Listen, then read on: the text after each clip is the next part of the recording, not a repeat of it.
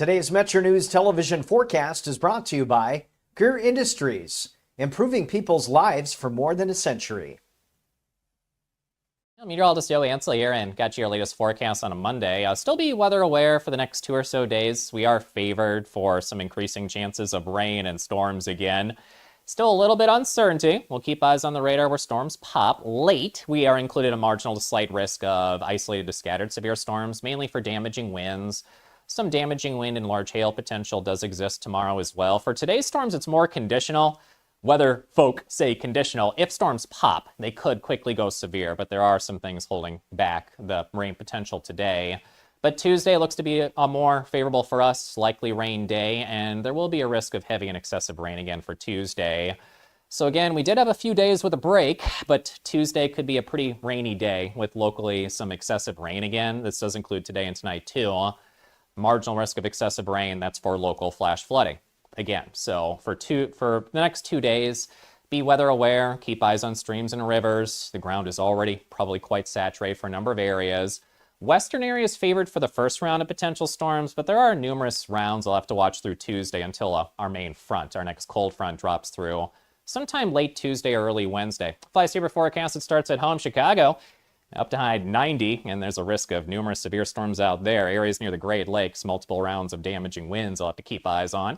Highs low to upper 80s from Panhandle to Panhandle here, low near 70, chance of showers and storms. Eastern Panhandle, warming up to like mid to upper 80s today, chance of showers and storms, mid 60s tonight. Across our central areas, a low chance of showers and storms today, highs up near 90 to the west, lows near 70 tonight.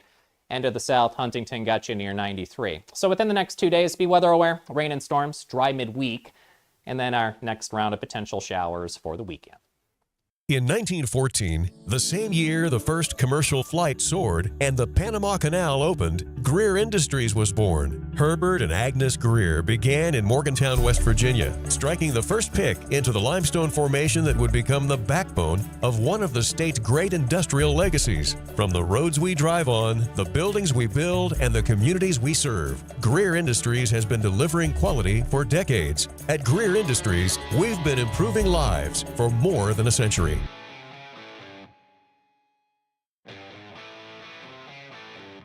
This is Metro News Hotline, presented by Salango Law. Metro News Hotline is a 3-hour audio tour navigating the world of sports, news, entertainment, tech, and more from a Mountain State point of view. For your entertainment, Hotline is a no politics zone. You can join the conversation. Text the show at 304-825-5304. 304-TALK 304. Or call 800-765-8255. Here's the host for Metro News Hotline, Dave Weekley. All right, hello, West Virginia. We are back for more in the 304. Time to get it done in the 681. Time to start this 3-hour audio tour for Monday. It's Monday already. July 27th, 2026. Metro News Hotline comes to you from the Salango Law Studios. Visit salangolaw.com. You know, weather-wise, man, it was really cool this morning. Coop, did you wear a jacket to work this morning? Did you need a jacket? No. No? No. No. It wasn't that cold. That's a kind of a dismissive answer. I didn't. I mean, it just didn't even cross my mind. I just left the house and I was fine. It was, well, I guess it never really.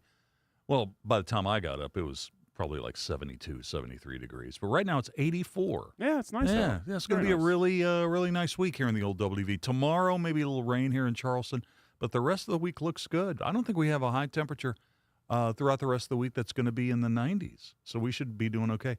And that's really odd compared to what's going on in some of the other parts of the country. Yeah, there's people really getting baked out there. There's some more heat domes or whatever. Yeah. That's right, the heat dome. We don't have to worry about the quote-unquote heat dome or any atmospheric river action this week, hopefully. How was your weekend, Ryan? It was okay. Okay. And you went to the doctor this morning? Yes. Who gets your stuff? What? If this all doesn't work out, who gets your stuff? No, I keep it. Okay. All right. I take it's like Pharaoh rules. I take it with me to the grave. I get buried Pharaoh with it. rules. Yeah. That's nice. Nice. Yeah, they took some blood this morning. They didn't give it back. Where's your Band-Aid? I took it off because the the entryway scabbed up already. So Coop, is Ryan still young enough that maybe he gets a lollipop after a blood test? No, I don't. You don't? Did yeah, you ask for one? No. I think that'd be a little weird. It probably Yeah. would. I mean, look, I like candy as much as the next guy, but like, if you go up to like, you're driving yourself to a doctor's appointment and you talk to your grown adult doctor and say, "Hey, man, can I get a lollipop after this?" They'll be like, Hey, "What?" how long did you have to wait? Here's the thing. Like, my appointment was at 8:45. I got there around 8:15. I wanted to get there early because it was the interstate stuff. Ryan's never late for anything. Yeah. And I got there. They had me back in the examination room at 8:25. Wow, that's great. Yeah. So That's great. they were just as early as I was. You didn't have to experience any of the TV in the waiting room, that kind of thing? No. Like Oh man, that's like a bonus. You should pay them more money for that. Yeah. in the waiting room, nobody ever knows where the remote is. Yeah, Well, they and don't let it's- you have it. Yeah, that's exactly right. They don't let you have it. And it's always HGTV. Oh, Now that would be an improvement. That would be from, a big improvement. from like whatever the morning show on the network. It is. needs to Yeah. be like Sports Center or CNN or just something like that. It doesn't need to be like a video presentation of why you're there in the doctor's office. Oh Look, yeah, there's I- some of that too. Here's the thing. The doctor I go to, the office I go to, most of their patients are elderly. And I don't think that their heart can handle sports nowadays. I think they can handle Sports Center. Sports Center is that hard driving, that really gets it. Yeah. Really gets the blood pumping. Yeah. Oh yeah, that's probably accurate. Coop? Did you hear Dave Allen and I talking about? We were at the big Kroger at the same time, almost on Saturday. Have you ever made it out there? Did you make it out there? No, we haven't made it yet. Oh, you haven't been able to get tickets? Just letting the crowd die down some before we head out there. That's a pretty good idea. There's perfectly stocked stores near our house, so I mean it's kind of far away. Do we have to talk about Kroger again? I just have a couple more jokes I want to tell about it. For one thing, Linda gives me the list, and thankfully she puts the aisle number on there. And so the last time I was at Kroger, well, not the last time, the time before that, I had to go to aisle 59 for an item. 59. Doesn't that sounds big, doesn't it? It does sound big. It sounds yes. big. It's like, I've been to aisle 59. It exists, and I've made it back home to tell the tale, that kind of thing. But it is pretty big. It is pretty big. So do you have to plan a strategy when you go?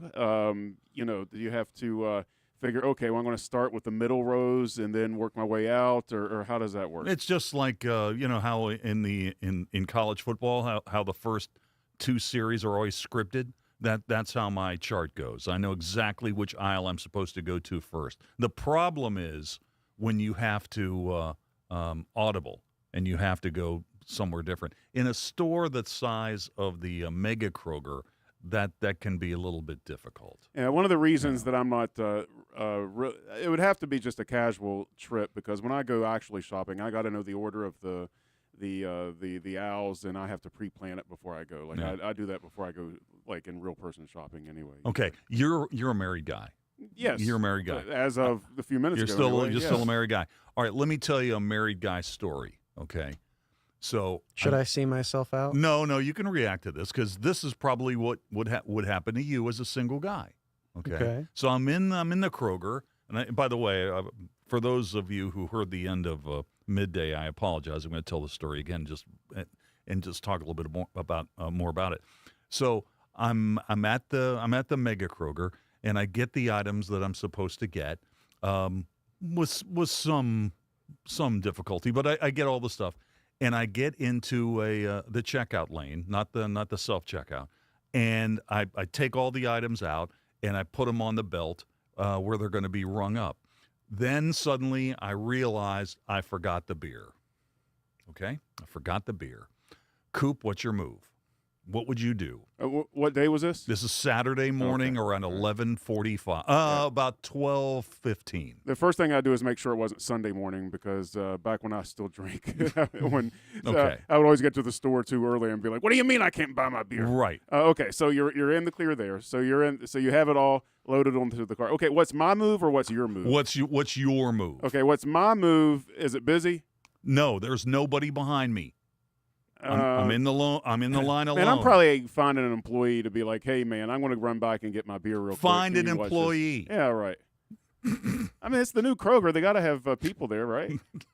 It's people not like Best Buy where there's like 4 but people for every customer. Well, I know, but they have to be wandering around making sure the auto checker works or whatever. There's going to be somebody kind of manning the stations up there. Okay, let me just say this. This opportunity to make a choice is closing down in a matter of seconds because somebody else will be coming into the lane behind me. Well, right now the lane is open, so I have options. Then obviously your last move is to grab a cart and to put it in front of the thing so nobody gets in there and they think it's a closed aisle and then you go and get your stuff and come back. It would take all of like 2 minutes, man. Why not? Would you like to know what I did? Yes. Okay, I took all the items off the belt, put them back into my cart, and then went for the beer. Okay, went back into the jungle that is the Mega Kroger and got the beer. Somewhere in the process, I cut myself. I cut myself. I injured myself somehow. I was like literally bleeding when I got to the beer section, and then. Dave, I'm sorry. when you're doing stuff in the store, one, you're not supposed to juggle knives as you're walking through certain sections. That's probably true. And then the other thing is you can just tell the lady at the checkout, "Hey, I forgot my beer. Watch my stuff for 1 minute. I'll be right back." And then she you missed just go me. get it and come back. But it's like a half a mile back from where the checkout is to Same where the thing beer's if you're located. If you're in the big giant Walmart, if you forget something, you go, "Wait, I'll be right back."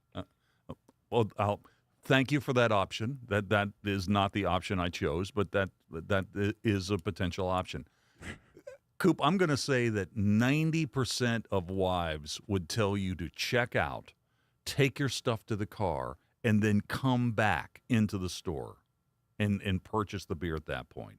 But the problem is, in the Mega Kroger, I had to catch a bus back to where I was. You couldn't send an employee. We just got a text message that said you couldn't send an employee, grab a bagger, and say, "Hey, I forgot my beer." What? Well, employees know where the beer are. I just like this fantasy world that you live in where there are free flowing employees. Just kind of ready old school. to.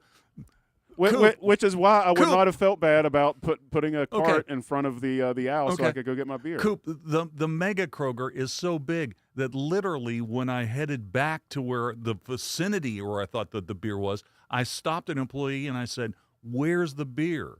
And his response was, "I don't know, man. I don't know.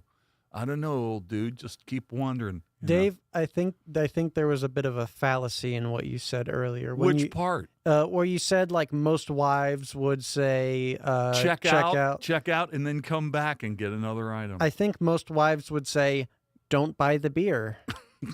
Oh no, that's probably true as Yeah. well. That's probably true as well. But that was so. You still haven't gotten tickets to go to the new Kroger, huh? No, like I said, I don't have It's any. sold out this weekend. I'm not like a or- masochist. I don't have any real reason to go. I'm not going to go just to go and be busy. Well, Dave Allen just did. I mean, he just wanted to experience life. And Believe it or not, I've seen stores before. You've been- It'll be all right. Yeah. That's right. Oh wow! And here's Once the other thing. It's also big enough that even if it is kind of crowded, you're not going to realize it because there's so much space between people that you don't have to worry about catching COVID or anything while you're there. Well, that is true. It is pretty big. The aisles are pretty big. That is an improvement. That is an improvement. I don't see a bigger Kroger as an improvement though. You don't. No, because I go to the Gucci You Kroger, go to Gucci. and like it's not massive, but it's large enough that it supplies everything. I don't see like how like making the dairy section larger is a net benefit. It's just like, wow, we can store more of the same product rather than like just enough product that we actually like need to store. I don't have a problem with the Gucci Kroger. It's just not as convenient as the one where I live over in South Charleston. It's convenient that the beer is 1.5 miles away from the checkout line. So it's convenient that you have to ask a teller to like hold your spot in the line. Yeah, it wasn't really convenient when I was bleeding all over everything. But no, that was the story. That was the story. Hypocrisy. Thy name is Dave Weekly. Couple of sporty sports things. We have got NFL camps opening. Don't look at me when you say that. NFL camps are opening. So, Coop, I guess that means summer's officially over, right? So, Steeler camp opens tomorrow at St. Vincent's College in Latrobe. And how about the Giants at the Greenbrier? Yeah. How about that? Wonder what they're doing over Big there. Blue at the Greenbrier tomorrow. We'll give you the dates where you can show up as a fan and the times you can try to get autographs and all What that did kind you of call stuff. them? What the Giants? Yeah, Big Blue? That's not the Giants. Yeah, it is. Big Blue is the Wildcats, the Kentucky Well, Wildcats. it's a lot. It's actually a Big lot Blue of teams. Nation. UK is Big Blue Nation, but you can refer to the New York Football Giants as Big Blue. Well, which one has it? Wait a minute. trademarked? Which one of these guys? Which one of us knows more about the sporty sports? I don't know. Man, I can't believe the amount of text messages we got on people correcting your behavior at Kroger. I mean, there's like a novel here. As usual, Matt from Utah has maybe the best one. But Go man, ahead. there's a ton of them. All right, pick out the funniest Well, one. here's Read. Matt from Utah. Number one, this just proves that Linda should not be sending Dave to do the grocery shopping anymore. And second part, pay for the groceries and then go to another store on the way home that has a better beer selection. Oh, no, that's not bad. Well, the beer selection at the Mega Kroger is pretty impressive. It is pretty impressive. I don't have time anymore in this segment to describe what happens when I have to like go rogue and find things. Like I had to find the Cheez-It Mountain when you find it at the Mega Kroger. It's impressive. Here's what I'm going to do. I'm going to put a supercut of these like 11 openings that we've done where we've talked about Kroger's and send it off to Big Blue Kroger and see if we can't work something out here. At least a little consideration for the earned media. You know, there you go. That's true. Yeah. That is true. Maybe we can get one of the store managers on for an interview or something. Oh, that would be good. Hey, actually, they're pretty cool. I do know a couple of those guys. They're pretty cool. Does the big Kroger have multiple managers? Is it like I don't sorted know out that. into different districts? I like don't a know big that. school with multiple vice principals and stuff. Yeah. Now, one more thing about this. I was on my way out, and there was an employee who was giving first aid to another customer. So we're starting to rack up the injuries. Oh, that's always well. It's good that they must know first aid. Yeah, that's important. Yeah. They knew where the first aid kit was. Back to the sporty sports thing. Coop, this is one of my favorite weeks of the year. Trade deadline. Oh yeah, Trading deadline.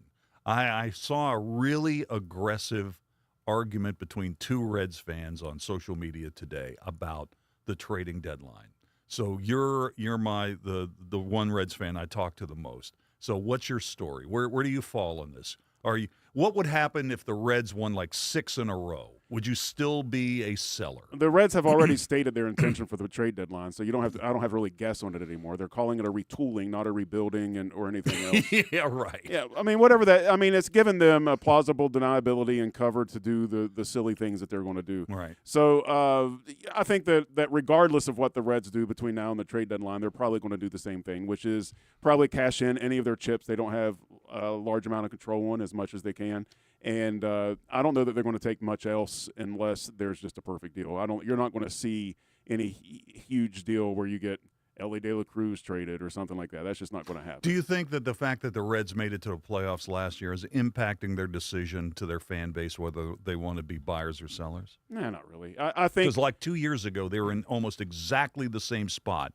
And for all intents and purposes, did not sell when they should have. calling it a retooling is just a way to hedge their bets to kind of do whatever they want to do because they can call anything a retool at this point. But yeah, I don't think that they're going to be like. I don't even know that you're going to get rid of somebody like a JJ Bleday or something like that. I'm not sure that there's much of a point for your the three relievers and A-ball that you're going to get back for him. For a guy, you don't have any outfielders anyway. Why really make that trade if it's not going to make you better next year immediately? I think that's what they have to keep an eye on, is a trade that's going to make you better next year immediately, and not give up control over guys that you have. I mean, if you're going to play the card that you're a franchise in a small market, quote unquote. By the way, look at the standings. Small market doesn't matter, so it's all about ownership and roster. But anyway, if you're going to use that excuse, then you can't be getting rid of guys that you have control over. This is not our first rodeo, so I would tell you this, that for those who think that you are going to get real value for players on expiring contracts, no, that's that why. is not going to happen. The only real value you would get is if you get rid of guys that have control. The Reds can't afford to do that, so they're going to have to get whatever they can for the guys that they have on expiring contracts, and then reshoot. There's no point to blow this thing up with making yourself worse immediately is not going to help. Getting rid of like a J.J. Bleday and on a franchise that throughout the minor you don't have any major league ready outfielders. Why would you do that on a guy that you have tons of control on? It doesn't make any sense. Would you agree with that, Jeff? That that if the Reds suddenly rolled off like 6 wins in a row before the deadline, that they are still selling? They went 6-3 on the road trip. Yeah, there you go. Yeah, three winning road series in a row for the first time in 3 years. But if you win 6 games in a row, it's amazing how Dave knows the Red stats. I know. I know my Red stuff. He has to know the inverse of them when it's bad, so he can make sure to bring those up as often as possible. I think that Coop, that's a sensible way to look at it. It's usually the way the Reds operate. So the way he's saying it, I think. And, you buy and sell. Yeah, there's not going to be any huge trade. It's all going to be moving parts around for next year is what they're going to say. There's not going to be unless a they huge would trade. explode, unless they would go totally crazy and trade Hunter Green.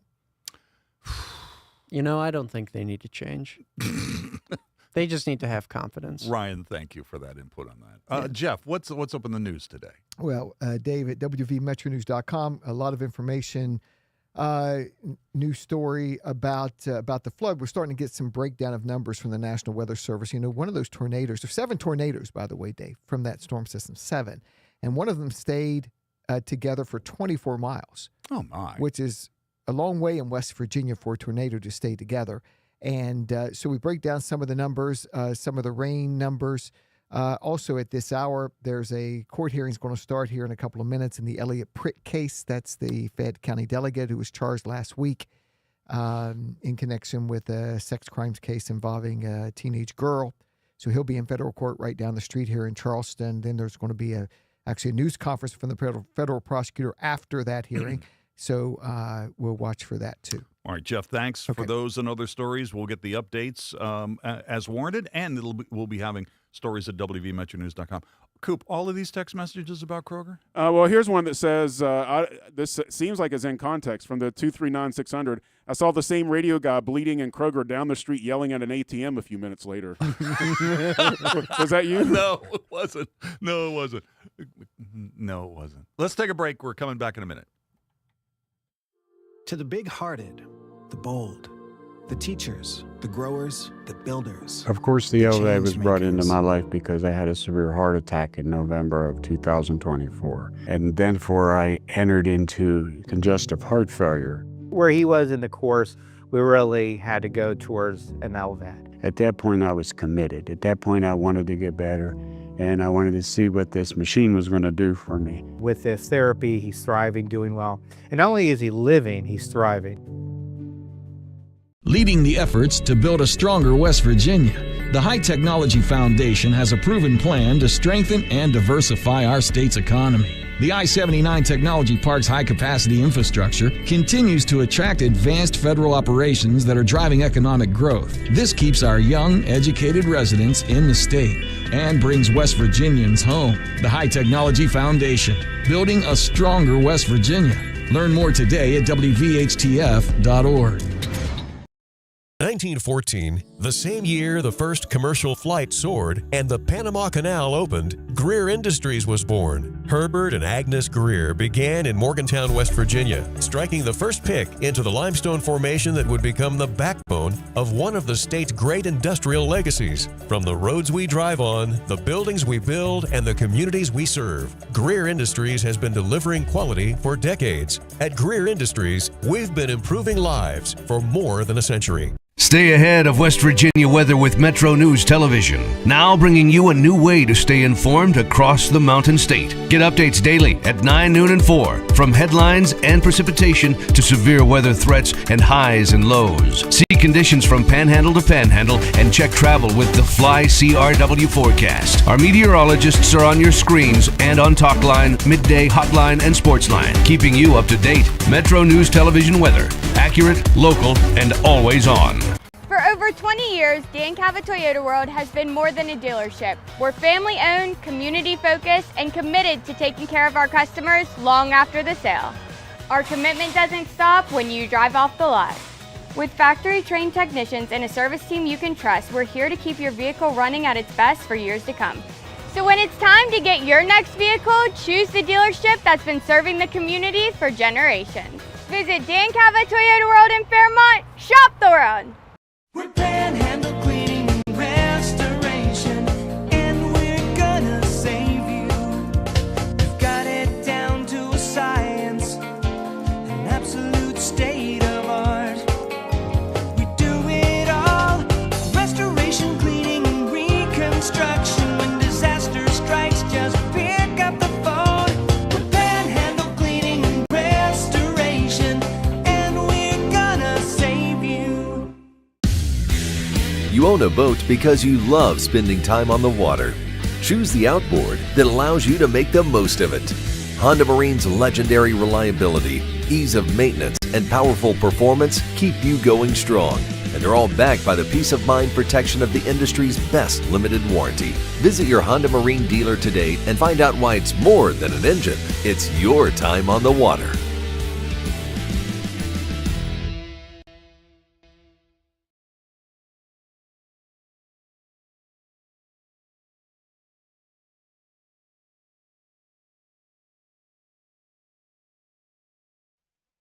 Today's Metro News Television forecast is brought to you by Greer Industries, improving people's lives for more than a century. Meteorologist Joey Ansel here, and got you your latest forecast on a Monday. Still be weather aware for the next 2 or so days. We are favored for some increasing chances of rain and storms again. Still a little bit uncertainty. We'll keep eyes on the radar where storms pop. Late, we are included a marginal to slight risk of isolated to scattered severe storms, mainly for damaging winds. Some damaging wind and large hail potential does exist tomorrow as well. For today's storms, it's more conditional. Weather folk say conditional. If storms pop, they could quickly go severe, but there are some things holding back the rain potential today. But Tuesday looks to be a more favorable for us, likely rain day, and there will be a risk of heavy and excessive rain again for Tuesday. So again, we did have a few days with a break, but Tuesday could be a pretty rainy day with locally some excessive rain again. This does include today and tonight too.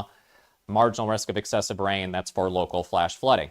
Again, so for the next 2 days, be weather aware, keep eyes on streams and rivers. The ground is already probably quite saturated for a number of areas.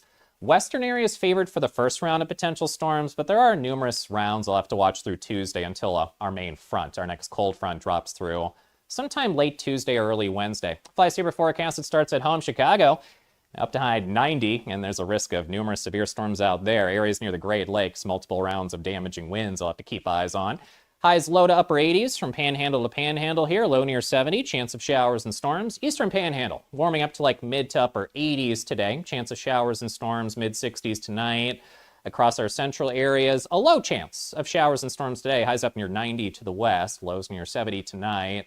End of the south, Huntington got you near 93. So within the next 2 days, be weather aware, rain and storms, dry midweek, and then our next round of potential showers for the weekend.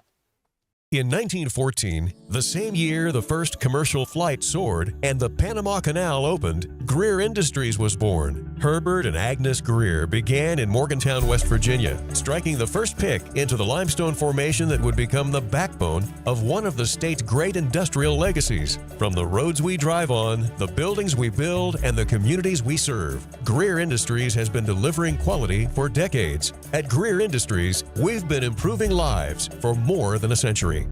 If it matters in West Virginia, it's being talked about here. I always said I was going to move to a mountain in Tucker County, but probably going to put a data center on it, so I got to find a new plan. Oh, you did not. Oh, I did. told you it's a little grumpy today. Oh, 3 or man, 4 you got some zingers today, Dave. I love it. Join Dave Wilson and TJ Meadows Monday through Friday for Talkline. Available on mobile, Roku, Fire TV, smart TVs, and online at WVMetroNewsTV.com. For your daily fix of sports in West Virginia, there's only one stop. Sportsline on Metro News Television. Available on mobile, Roku, Fire TV, smart TVs, and online at WVMetroNewsTV.com. Join Kyle Wiggs, Coach Hunter, and Brett Howe weeknights for Sportsline on Metro News Television.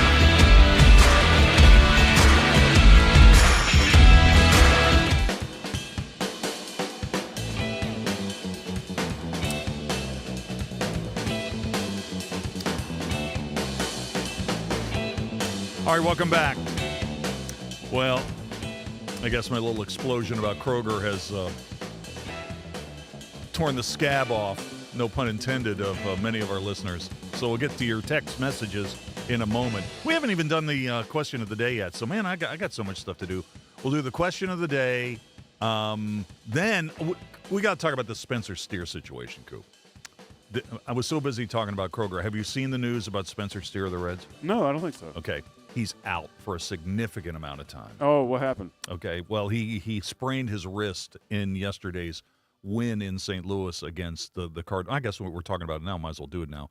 So yesterday he went out in the 5th inning with a wrist injury, and nobody really knew how bad it was going to be. Now the Reds have just announced within the hour that he's on the 10-day IL, and it looks like he's going to miss significant time. So that kind of relates back to our conversation about the trading deadline, which is next week, okay, early next week. Spencer Steer was one of the guys that a lot of teams were looking at because there's a whole host of teams that really need right-handed power. The Yankees, for one, the Braves, the Phillies, the Mariners, and because of the way baseball is working now, you still have so many teams that realistically are still in their wild card race. There's a limited amount of teams who are basically waving the white flag. And allegedly, the Reds were one of them. So there is a player that had value that the Reds would have been able to flip for, prospects, and probably some pretty good prospects, because amongst those teams, you got some pretty good minor league systems. Now that ain't going to happen. Yeah, and unfortunately, when you're looking at retooling, that actually could have been a decent move for the Reds. Oh, I agree. Because they're kind of overloaded at the positions, and people like Spencer Steer, and I do too. But you also tend to he's a utility guy, so it's nice that he can play everywhere. But he's exactly league average. Like when you look over the course of the last 3 seasons, he grades out at exactly a replacement level. Yeah. But he plays replacement level at 4 positions. So, I mean, that could be really useful. And at multiple years control, the Reds probably could have flipped him for something useful. I mean, look at I don't know if they'd be interested in trading inside the division, but look at the Pirates. The Pirates can't hit left-handed pitching. They are in desperate need of a right-handed bat, a right-handed power bat, preferably to go along with Valdez. But they're one of those teams that really needs a right-handed power bat. Well, Steer would have fit the mold there, but now looks like we don't know if the guy's coming back. I mean, he's going to miss significant time. He's on the 10-day IL, so that news is happening today. So recalibrate your value meter on Spencer Steer at the trading deadline, because why would you want to trade for a guy that may not come back? He's not going to help you. So there are a lot of teams, not just the Reds, that are looking at this situation saying, hey, this guy could have really helped us, but apparently that's not going to work out. Question of the day. The big story at the end of last week, obviously, was LeBron James. LeBron James, 41 years old, made headlines last week when he left the Lakers. Did he go to the Cavs? No. Did he go to the Warriors? No. Miami? No. What about the T-Wolves? No. Going to Philadelphia, signing with the 76ers for a late career championship run attempt. So here's the question of the day, and it is sponsored by Salengo Law. At what age did you make your biggest career pivot or personal fresh start? At what age did you make your biggest career pivot or personal fresh start? I mean, look at Bron. He's 41 years old. He's still playing basketball. I think he's the only active professional athlete who's made over $1 billion. He doesn't need this nonsense, but he's going to continue on and play for the Sixers. So, have you ever thought, oh, I'm too old to make a career pivot, or maybe I need to keep doing what I'm doing. I'm too young to make that kind of decision. So that's the question today. At what age did you make your biggest career pivot or personal fresh start? To respond, text those in 304-TALK 304, 304-8255 304. Tweet me. I'm on X at Weekly, WEEKLEY, one word, 3 E's, WEEKLEY. All right, before we get too much space between my discussion of my trip to Kroger and the Sound of Sports, let's take a look at some of these text messages. Let's see. 304-444. Dave, how's that beer selection at the Mega Kroger? I hate that we lost Drug Emporium. Yeah, Drug Emporium was right there in the Patrick Street Plaza. Sorry to see that go. The beer selection at Kroger is pretty good. It's pretty good. It's big. It's pretty big. Yeah, I would check it out. If that's what you're into, you should check that out. Let's see. 304-231. Dave, you do know that they will send the bagger that you're overage to run and get you the item at Kroger, so you could have been checking out, and they could have sent the guy to run and get your beer for you next time. Sorry you got cut. Yeah, there's an injury involved in this too, remember, in that story. Somehow I injured myself on my way back to the beer section. Let's get a couple more here. 304-881. Coop, tell Dave his only response should have been, it would have been a lot cooler if you did. Let's see here. 801-641. Number one, Dave, this just proves that Linda should not be sending Dave to the grocery store anymore. Number two, pay for the groceries, then go to another store with a better beer selection to purchase the beer on the way home, even if it's out of the way. That's Matt from Utah. Pretty good advice, Matt. That used to be my move all the time when I drank a little bit more discriminatively. I would definitely do that. I would stop at a bottle shop on the way. 239, 600. I saw that same radio guy bleeding in Kroger down the street, yelling at an ATM a few minutes later. I'm not saying. I can say that wasn't me. That was not me. But in a fantasy world, it could have been. Yeah. Sure. Let's see. 304-282. Dave, trust the clerk to check you out while you go and get the beer. Not a bad suggestion. Again, like Not you a said, bad though, there's no suggestion. people. There's no people. This is like life after people. Yeah, there you go. Let's get into the Sound of Sports. And it is Monday, so you know what that means. Let's start with NASCAR Monday. Sunday at the Brickyard. Corey Haim, the 24-year-old part-time Cup Series driver, won his first Brickyard 400 title. Haim becomes the first Cup driver to win twice in his first 15 career starts since A.J. Foyt in 1965. Jeff Gordon got his second career victory here in 1994. First ever Brickyard 400. Haim trying to do the same today. Here he is, off of turn 4. It's Haim time in Indy. Corey Haim gonna win the Brickyard 400. Time. That was pretty good. Christopher Bell finished second. Joey Logano third. Here's Haim after his win at the Brickyard on Sunday. That was the hardest I've ever fought in my life, to just make sure I focused on exits and kept them in dirty air. I'm pretty out of breath. That was a workout, but this is a dream come true. I mean, winning at the Brickyard, that is unbelievable. Thank you so much, fans, for coming out here. That was awesome. Oh, my gosh. Caught a break early with the pit cycle and just executed all day. Made no mistakes. My pit crew, my team, 2311, did a fantastic job with my Field & Stream Camry. So first race with Field & Stream, too. That's awesome. First race, first win. So hope we can keep it going. There you go. After 16 straight weeks of racing, the Cup drivers get a break next weekend. They'll be back at it in Iowa on August the 9th. Baseball now. Dirty Birds, 15-6 losers to Gastonia in the Atlantic League on Sunday here in Charleston. Dirty Birds are off tonight. They'll open a series at High Point tomorrow night. Meanwhile, the West Virginia Black Bears are at Williamsport in the MLB Draft League after being swept over the weekend at Mahoning Valley. And in the Appy League, Bluefield's off tonight before they host Pulaski on Tuesday night. From the big leagues on Sunday in Pittsburgh, the Bucks avoided a sweep, outlasting the Cubs 8-7. Ryan O'Hearn, a grand slam on his 33rd birthday. It came in the third inning. Now O'Hearn to the plate with the bases juiced and one out. For the Pirates, this is the guy you want up in this situation. O'Hearn has hit a grand slam this season. He's 3 for 7 as a Pirate in these situations. Bases loaded. Fly ball to center field, deep. PCA back. Wall. Granny time! O'Hearn, oh, baby! Just what the doctor ordered, Greg. I mentioned trying to right the ship today for the offense, get back on track. We've seen so many lefties lately, and they've kind of stalwarted this Pirates offense, but not today through 2+ innings. That's 3 home runs of the day and 7 runs driven in. All right, a pair of Bucks rookies also homered against the Cubs as Merlin Valdez cranked his 14th round tripper in just 37 games, and Sean Ross hit a 2-run blast for his first career home run. Ross was making his first career start after being called up from AAA Indianapolis on Friday. Here he is after Sunday's game. It's amazing, right now I don't have words to describe it.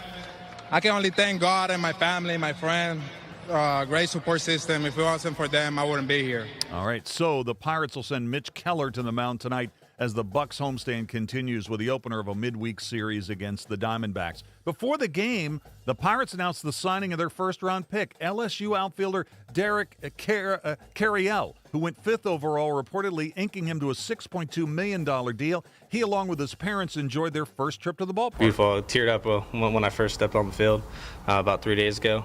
My family did too, so it's a beautiful backdrop. The grounds crew does a great job. I saw them working out there when the team was still in New York, so it's pretty cool to see how much they care as well. Meanwhile, the Reds helped the Pirates out in the wild card chase, taking 2 of 3 from the Cards in St. Louis over the weekend. On Sunday, after Sal Stewart drove in the go-ahead run with a pinch hit single in the 10th and a walk to Gino Suarez to load the bases with 2 outs, Nathaniel Lowe delivered a 2-out hit. So Brule was in to get J.J. Vlade. He got him, but now he's got to deal with the right-handed hitting Eugenio Suarez, but they're just going to put Suarez aboard to get another left-hander up there in Nathaniel Lowe. Makes all the sense in the world. Sets up your left-on-left here with Nathaniel Lowe, who entered play today 1 for 18. Lefty versus lefty. Slapped into left. That's down for a base hit. Stewart scores. De La Cruz home. Nathaniel Lowe left on left, the 2-run base hit. Add on for the Reds. It's 5-2. All right, the Reds host the Guardians tonight. Chase Burns goes for his 13th win. In D.C., the Nats keep mashing. James Wood, C.J. Abrams both homered twice. Washington outslugged the Diamondbacks 10-7. Abrams went deep with his second home run in the 5th inning. So here is C.J. Abrams. Now Abrams drives one out to right center. Come on. Deep as well. Yes, it will. 2 in the game for C.J. Abrams. He now has 7 in his last 7 games. 27 on the year. This guy is a beast. No, first C.J. went deep. And James backs him up, and now C.J.'s like, hold on. Anything you can do, I can do it better. Man, that's exciting. So Abrams leads the majors with 82 RBI. He's got 27 homers this season, breaks the franchise record for shortstops set by Ian Desmond with 25 back in 2012. The Nats host the Blue Jays tonight with Andrew Alvarez, the lefty, on the hill. And in Baltimore, tough loss for the O's against the Braves, 3-2-11. In the 10th, the Birds were set up to win the game. They had the bases loaded and nobody out when the game turned. And Gunnar Henderson's played now in 602 Oriole games, but he has never delivered a big league walk-off. Say it again. Has he ever done it ever before? A major league walk. Like never? Never. Liner. Oh, is it a double play? It is. Oh, my goodness. Olsen reaching up to grab it and then beating Alonso to the bag. Look at the umpire punching him out. Let's see. Well, that is really close. Hopefully close enough where you can't overturn it. The heel looks like it hits the bag, the corner of the bag, and then the foot comes down. After review, the call in the field stands. The runner's out.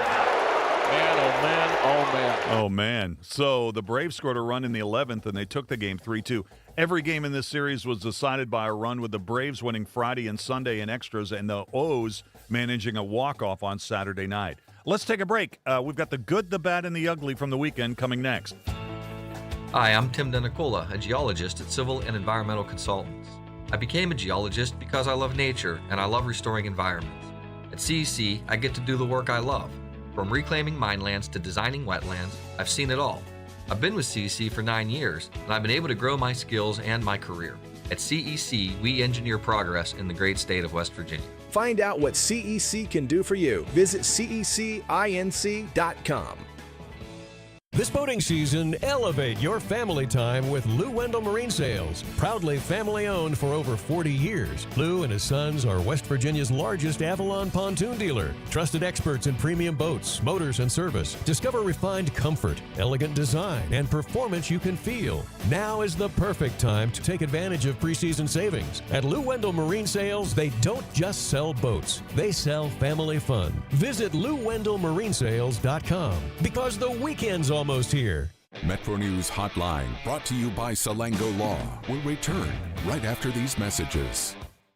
1914, the same year the first commercial flight soared and the Panama Canal opened, Greer Industries was born. Herbert and Agnes Greer began in Morgantown, West Virginia, striking the first pick into the limestone formation that would become the backbone of one of the state's great industrial legacies. From the roads we drive on, the buildings we build, and the communities we serve, Greer Industries has been delivering quality for decades. At Greer Industries, we've been improving lives for more than a century.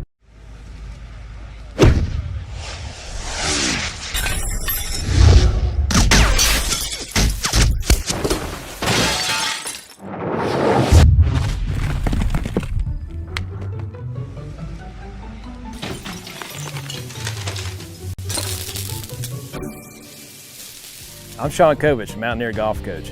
When disaster strikes your home, business, or golf game, call the restoration company the Mountaineers call. Panhandle Cleaning and Restoration. Of course, the elevator was brought into my life because I had a severe heart attack in November of 2024. And then I entered into congestive heart failure. Where he was in the course, we really had to go towards an LVAD. At that point, I was committed. At that point, I wanted to get better. And I wanted to see what this machine was going to do for me. With this therapy, he's thriving, doing well. And not only is he living, he's thriving. For over 20 years, Dan Cava Toyota World has been more than a dealership. We're family-owned, community-focused, and committed to taking care of our customers long after the sale.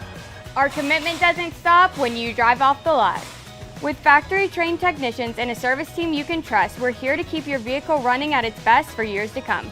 So when it's time to get your next vehicle, choose the dealership that's been serving the community for generations. Visit Dan Cava Toyota World in Fairmont. Shop the world.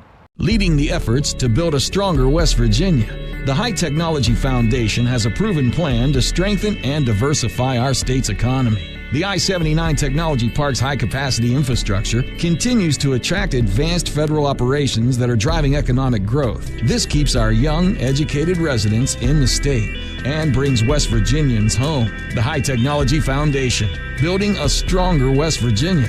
Learn more today at WVHTF.org. You own a boat because you love spending time on the water. Choose the outboard that allows you to make the most of it. Honda Marine's legendary reliability, ease of maintenance, and powerful performance keep you going strong. And they're all backed by the peace of mind protection of the industry's best limited warranty. Visit your Honda Marine dealer today and find out why it's more than an engine. It's your time on the water.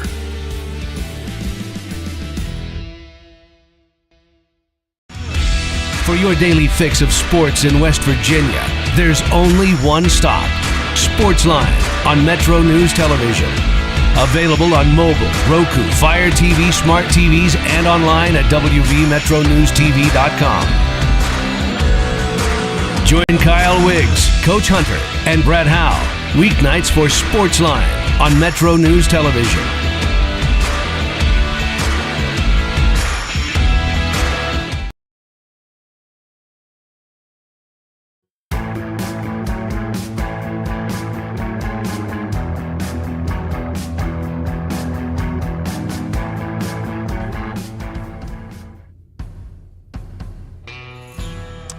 All right, welcome back to Metro News Hotline. It is time now for the good, the bad, and the ugly. Time to start the week with a segment that puts the spotlight on the best and the worst of the weekend, puts things into perspective. We stole the title from one of our favorite movies, The Good, the Bad, and the Ugly. I've got my list. Coop has his. We have not seen each other's lists. Let's begin. Coop, what's your good? My good, I saw this. I thought it was really pretty cute this weekend where Muntaka Murakami's parents from the Chicago White Sox threw out the first pitch at his game on the 26th. So that was yesterday at Rate Field. Mom and Dad both threw out the first pitch. Mom threw a strike right down the middle. Dad kind of bounced his to the plate. But it was interesting because Murakami had been on a 13-game homerless streak, and he hit 2 of them yesterday with Mom and Dad there. So Nice. I thought that was pretty good. That is pretty cool. And obviously they came all the way from Japan, too, for it. My good, welcome to Cooperstown, Andrew Jones, Carlos Beltran, and Jeff Kent. They are officially inducted into the National Baseball Hall of Fame yesterday. A record 60 Hall of Famers filled the stage, counting the 3 newcomers amongst them. That's my good. What's your bad? Man, my bad has to be with Angel Reese's team at the WNBA All-Star game this weekend, losing a 17-point lead and losing the game. The reason that's the bad is because the team's name, Team Coop. Team Coop. Oh, wow. Way to represent. Way to represent. Come on, Angel Reese. My bad. Man, you see this Kyle Shanahan story? Kyle Shanahan, the head coach of the Niners, several injuries in a car accident last week, broken nose, 3 broken ribs, severe concussion. His duties will be limited in training camp, but the team expects him to make a full recovery before week 1, their opener on September the 10th. What's your ugly? Man, I had this last week, but it's really kind of evergreen right now. It just has to the ongoing drama with Wilson Contreras. Contreras has just had multiple issues. Some of them may have gone back to some stuff that's going back at home, but not just that, man. He's getting in fight with fans online. Major League Baseball is opening up investigations with him and stuff like that. Just kind of an ugly look for Wilson Contreras. My ugly is this developing story that's breaking out today about the wife of Kansas City Chiefs offensive coordinator Eric Bieniemy was allegedly shot by the couple's son last night at the family home in Virginia. Maya Bieniemy, hospitalized in stable condition, shot in the arm and in the chest. The son, Elijah Zion Bieniemy, 27 years old, arrested and charged with malicious wounding, using a firearm in commission of a felony, and discharge of a firearm inside a dwelling. This is a developing situation, but it does not sound good. Eric Bieniemy has left the Chiefs camp, which just opened over the weekend, to deal with this family issue back in Loudoun County. That's the good, the bad, and the ugly. We do it every Monday at this time. We'll take a break and wrap the hour in just a moment. Metro News Hotline, presented by Salango Law, will return right after these messages. Leading the efforts to build a stronger West Virginia, the High Technology Foundation has a proven plan to strengthen and diversify our state's economy. The I-79 Technology Park's high-capacity infrastructure continues to attract advanced federal operations that are driving economic growth. This keeps our young, educated residents in the state and brings West Virginians home. The High Technology Foundation, building a stronger West Virginia. Learn more today at WVHTF.org. For over 20 years, Dan Cava Toyota World has been more than a dealership. We're family-owned, community-focused, and committed to taking care of our customers long after the sale. Our commitment doesn't stop when you drive off the lot. With factory-trained technicians and a service team you can trust, we're here to keep your vehicle running at its best for years to come. So when it's time to get your next vehicle, choose the dealership that's been serving the community for generations. Visit Dan Cava Toyota World in Fairmont. Shop the road. We're Panhandle Cleaning and Restoration, and we're gonna save you. We've got it down to a science, an absolute state of art. We do it all, restoration, cleaning, and reconstruction. When disaster strikes, just pick up the phone. We're Panhandle Cleaning and Restoration, and we're gonna save you. You own a boat because you love spending time on the water. Choose the outboard that allows you to make the most of it.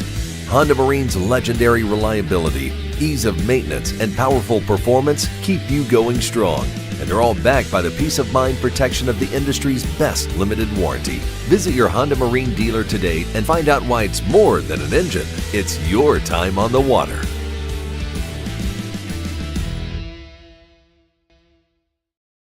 1914, the same year the first commercial flight soared and the Panama Canal opened, Greer Industries was born. Herbert and Agnes Greer began in Morgantown, West Virginia, striking the first pick into the limestone formation that would become the backbone of one of the state's great industrial legacies. From the roads we drive on, the buildings we build, and the communities we serve, Greer Industries has been delivering quality for decades. At Greer Industries, we've been improving lives for more than a century.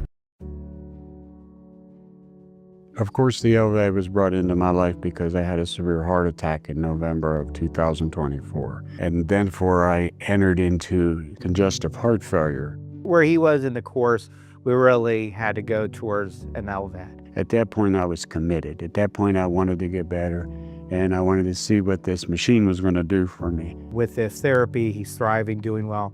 And not only is he living, he's thriving.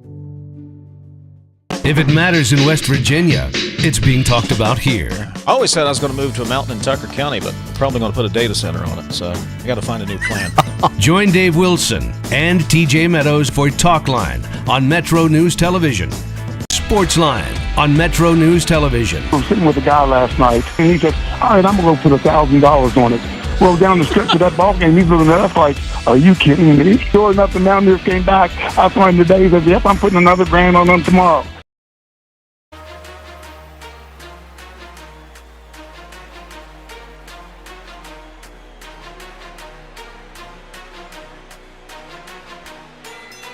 All right, as we wrap up hour number one, here's a quick WVU football scheduling note. It looks like the Ohio WVU game originally scheduled for September 18th of next year has been moved to August 28th. Third game of the series is slated for September the 1st, 2029 in Morgantown. That sounds like the first of maybe two moves. But anyway, they're moving the Ohio WVU game in Morgantown back to Labor Day weekend next year. This is Metro News, the voice of West Virginia.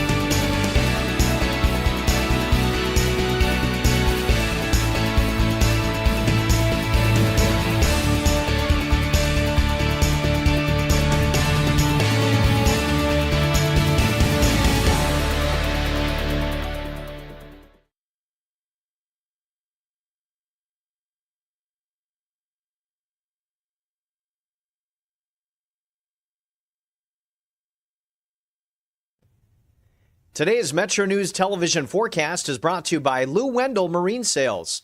We sell family fun. Meteorologist Brandon Weathers here. Tonight we have a slight to marginal risk for severe weather, mostly for damaging winds. We also could see some locally heavy rain bringing some flash flooding concerns. That marginal risk is statewide.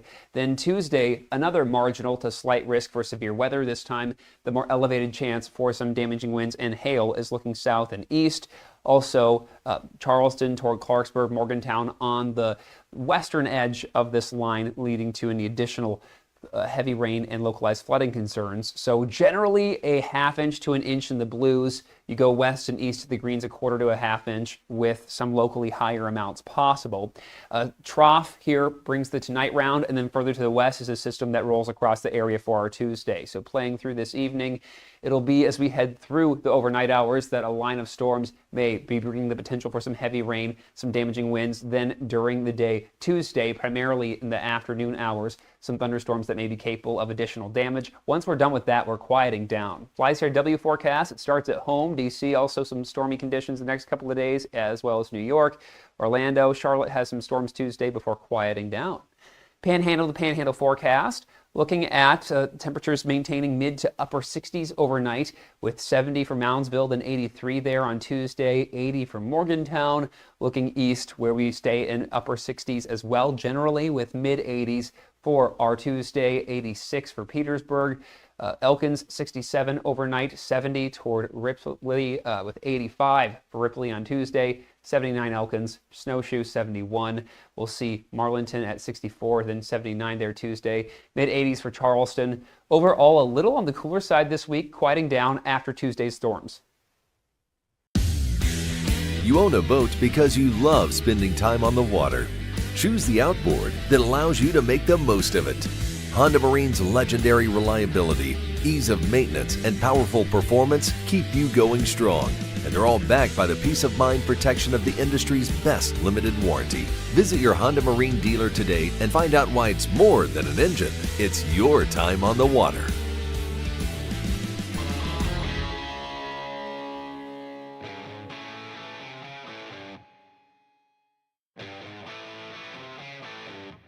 This is Metro News Hotline, presented by Salango Law.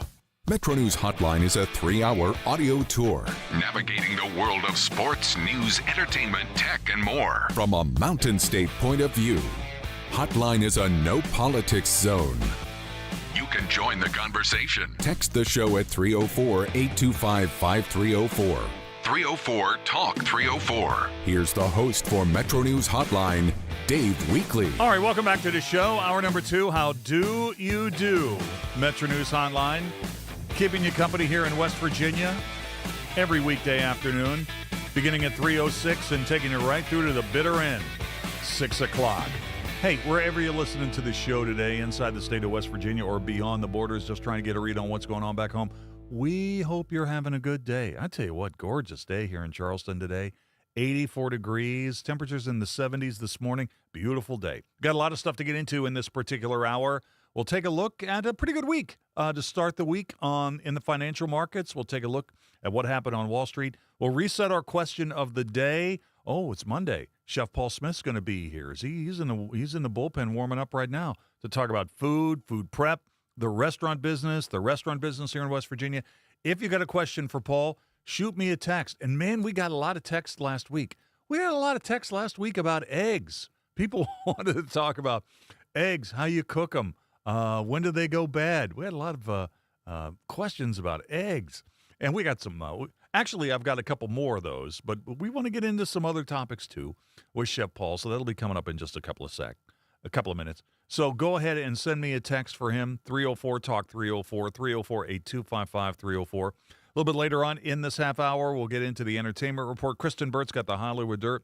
That's coming up at 4:33, and also we've got we'll open up the on the state file at 4:50. The 5 things to know at 5 o'clock coming up in about 52 minutes. Carl Lee, the former NFL All-Pro defensive back of the Minnesota Vikings, will be here in the 5 o'clock hour. Perfect day to have Carl on because you've got NFL camps opening up. Steelers camp opens tomorrow. The Giants camp at the Greenbrier opens tomorrow. What's it like for veteran players the day before camp opens. And what's it like when you have to go on the road for camp in the National Football League? Two subjects Carl should be well versed with. We'll talk about that with him when we get him on the air at 5 o'clock. Also on that 5 o'clock hour, we will play in or out. So stay tuned for all that. Here is what went down in the stock market today. Dow Jones Industrials took advantage of the rollback in energy prices today. The Dow was up 0.5%, gained 262 points, 52,210 at the close. S&P 500 flat today, up 1 point, one crummy point, 74.13 at the end of today's session. NASDAQ was down 0.2%. It's kind of the calm before the storm on NASDAQ. NASDAQ was down 44 points today, 24,932 at the close. We have a bunch of tech earnings that are going to start rolling through tomorrow. So it's probably going to be a little bit of a bumpy ride this week as we get into the middle of earnings season. West Virginia-related stocks that were a big percentage gainers or losers today. There was a little bit of lightning on the board today. Let's look at some of this. Dow was down 3.8%, lost $1.13, 28.72 at the close today. Alphabet was up 2.5%, gained $7.71, 327.45 at 4 o'clock Eastern Time straight up. Lowe's was up today, 2.6%, gained $5.44, 213.08. In the energy space today. All right, so the action in the Middle East has calmed down a bit. No strikes on Saturday or Sunday, and oil was down 7.9% today, losing $7.05. WTI and the NYMEX, $82.26. Natural gas at the moment still trading down 4.3%, losing 12 cents, going at $2.75 per unit at the moment. And in the crypto space, crypto was up 0.5%, gained almost $300 today, 64,887 at 4 o'clock Eastern. All right, here's our question of the day. Question of the day has to do with making a change in your life and the age in which you do it. Last week, one of the biggest stories, obviously, was the news that LeBron James, 41 years old, made headlines by leaving Los Angeles to sign, not with the Warriors, not with the Cavs, not with the Heat, not returning to the Lakers, but instead going to the Philadelphia 76ers for a late career championship run. So here's the question of the day, and it is sponsored by Salango Law. At what age did you make your biggest career pivot or personal fresh start? At what age did you make your biggest career pivot or personal fresh start? To respond, text those in, 304-TALK 304, 304-8255-304. I'm on Exit Weekly, WEEKLEY, one word, 3 E's, WEEKLEY. All right, let's get Chef Paul Smith in here to talk about food prep, the restaurant business here in West Virginia. Paul, how you doing today? I'm great, buddy. How about yourself? Man, couldn't be better. Love talking to you today. Man, we got a lot of questions last week for you about eggs. Yeah. You know? Let's get into it. Well, I think it's just one of those subjects, right, that people, most people like eggs. Is that a fair statement? Most people like eggs. Yeah. And most people can make eggs. Yes. Most people can make eggs. So if they can make them well, then that is another story. Okay, and I want to get this one question out to you because I thought this was good. We didn't have time to make the air with this last week. 304-444. Dave, please have Paul tell more excellent stories. Can you tell me how long to cook eggs? Is my question being banished to the podcast? Okay, a lot of things there. First of all, you're not banished to the podcast, and Coop, just because you're on the podcast doesn't mean you're a lesser form of entertainment. I mean, there's good stuff in the podcast as well. But how about this question about how long you should cook your eggs? What do you think? Well, I mean, that's kind of that is the question. You know, when people say, how long does it go? I say until it's done. So I don't know how hot your pan is. I don't know how long, what your desired egg, do you want it runny? Do you want it a little bit fluffy? Do you want it hard? All of these questions and all these things and factors go into this question. So I would say, depending on degree of doneness, I mean, it could be. I mean, I can make an omelet in less than a minute. But if you're boiling an egg, it's 12. Depending on if you want it hard boiled, soft boiled, medium, all these things. So that's a little bit of a loaded question there, 444. There you I go. like it. I like trying to stump it. You know what? That seemed like your response also kind of implies the notion that you need to practice a little bit, that you need to do this a few times before you follow any exact rules on some of the things you just mentioned. Practice, and then it will be excellent. Excellent. We got time for more questions for Chef Paul. Text line here, 304-TALK, 304-8255-304. All right, I sent you this. This is more of a topic about the restaurant business, but I thought this was pretty interesting. There was a story at restaurantdive.com today about 10 ways to maximize your fryer oil. 10 ways to maximize your fryer oil, because just like everything else, cooking oil prices are on the rise. Is this an issue for you that you're dealing with? Yeah. I mean, fryer oil has doubled in the past.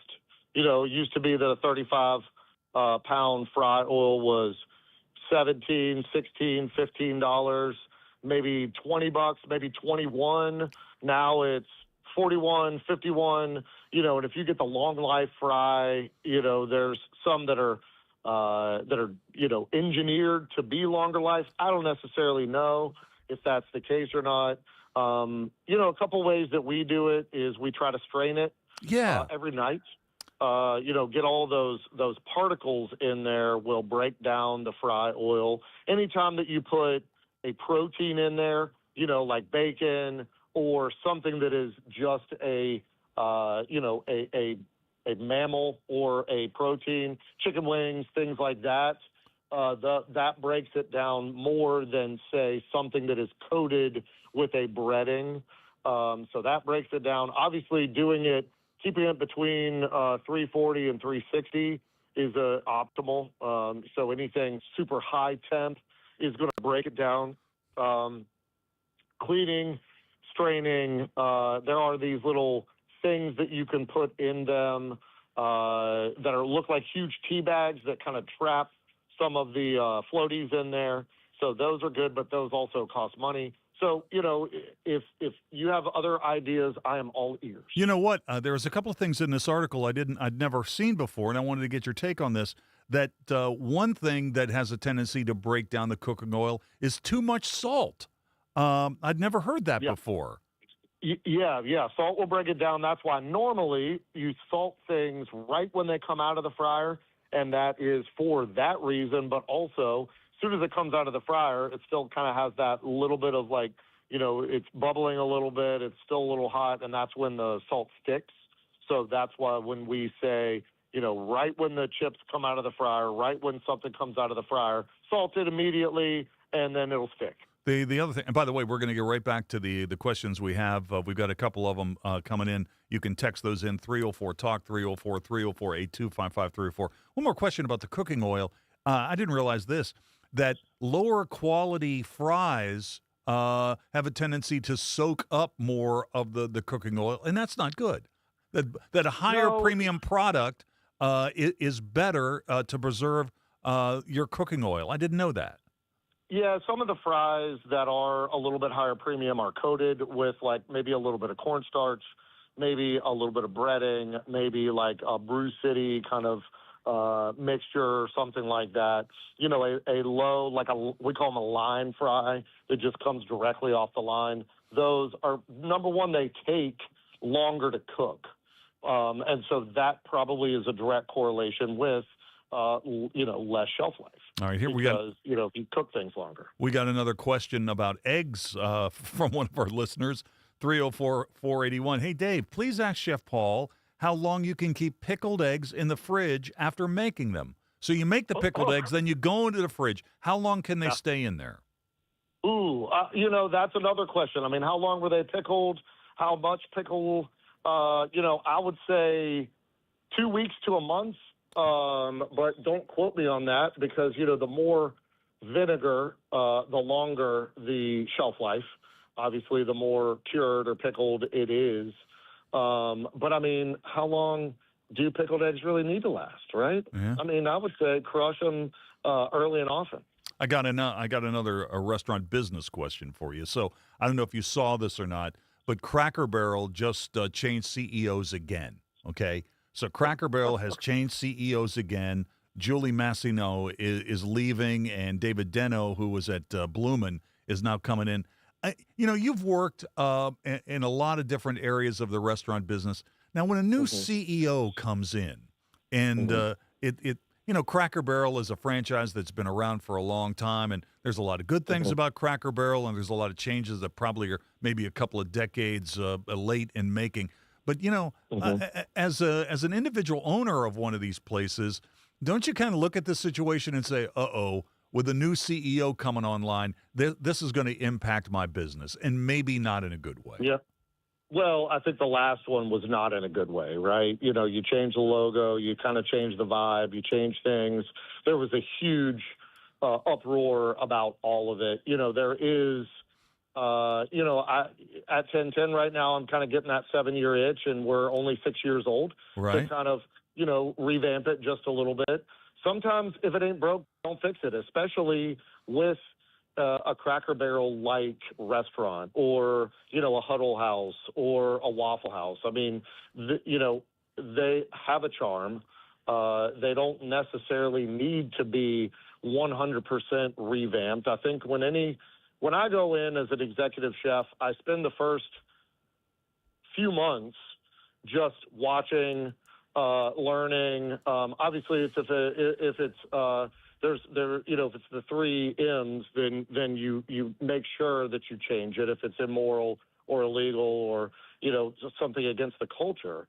But you don't go in and just change everything right away, especially with something that isn't broken. You look at what's happening right now with the Whopper, and maybe that was Burger King was a little bit broken. So, they're coming in and doing what people are asking. I don't think anybody was asking for a new logo for the, Cracker Barrel. For them, Cracker Barrel.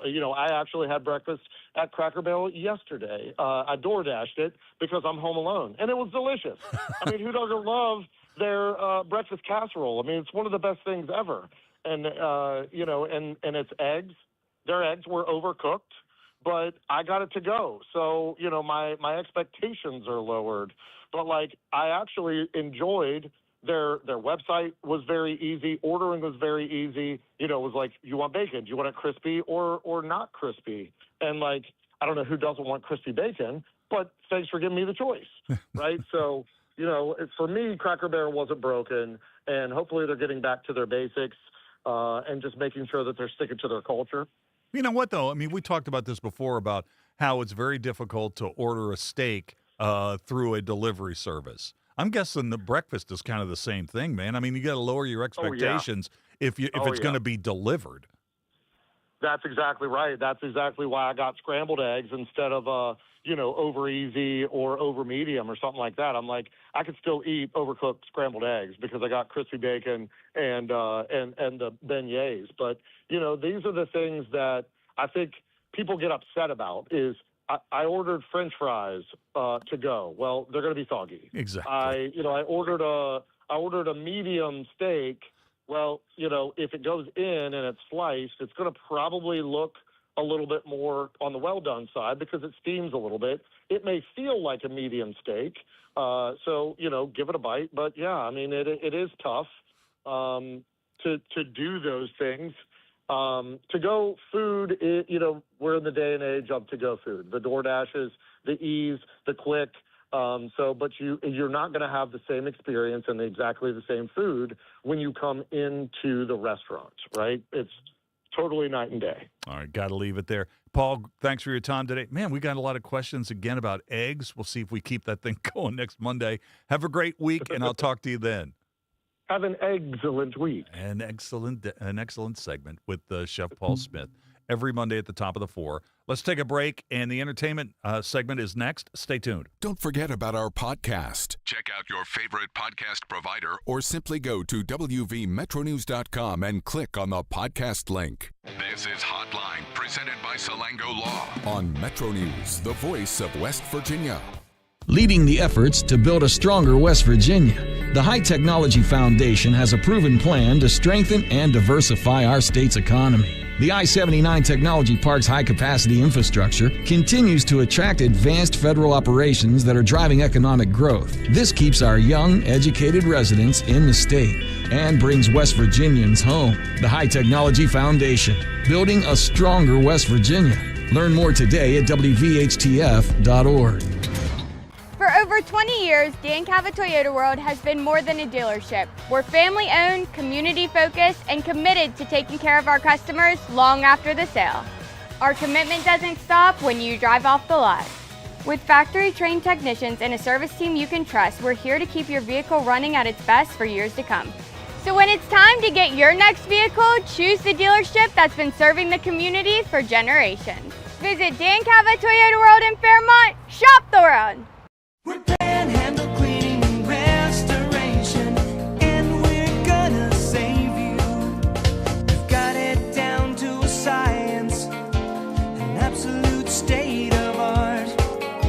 We do it all, restoration, cleaning, and reconstruction. When disaster strikes, just pick up the phone. We're Panhandle Cleaning and Restoration, and we're gonna save you. You own a boat because you love spending time on the water. Choose the outboard that allows you to make the most of it. Honda Marine's legendary reliability, ease of maintenance, and powerful performance keep you going strong. And they're all backed by the peace of mind protection of the industry's best limited warranty. Visit your Honda Marine dealer today and find out why it's more than an engine. It's your time on the water.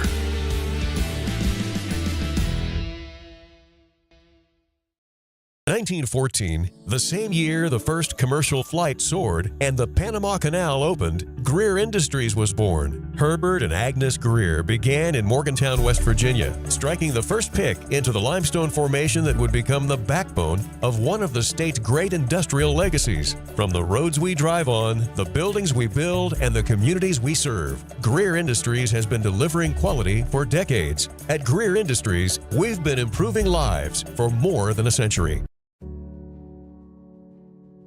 Of course, the LVA was brought into my life because I had a severe heart attack in November of 2024. And then I entered into congestive heart failure. Where he was in the course, we really had to go towards an LVAD. At that point, I was committed. At that point, I wanted to get better, and I wanted to see what this machine was going to do for me. With this therapy, he's thriving, doing well.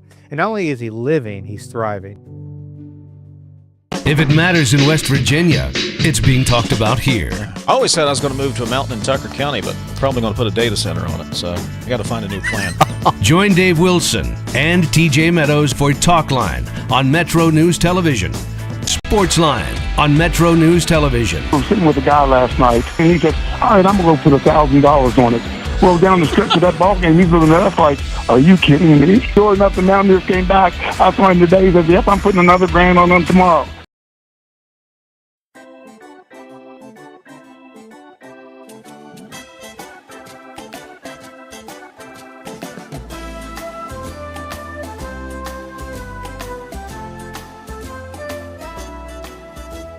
So I have an iTelephone. Thank you.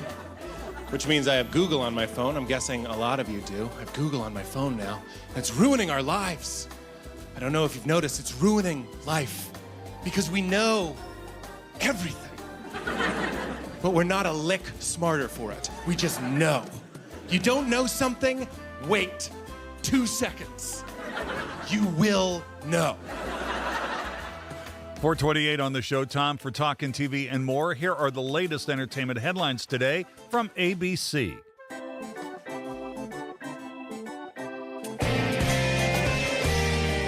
ABC Entertainment News. Help me go home. The Odyssey sailed through its second weekend atop the box office, collecting another $87 million in ticket sales. In just 2 weeks, the Greek epic has made over $286 million in North America. Disney's live-action Moana added another $10.5 million this weekend, good for second place. It's good to see them fighting again. It sure is. While Toy Story 5 took in another $10 million. Some big superhero casting announcements this weekend. David Johnson is the new Black Panther, set to make his debut in the third film in that series, scheduled for release in 2028.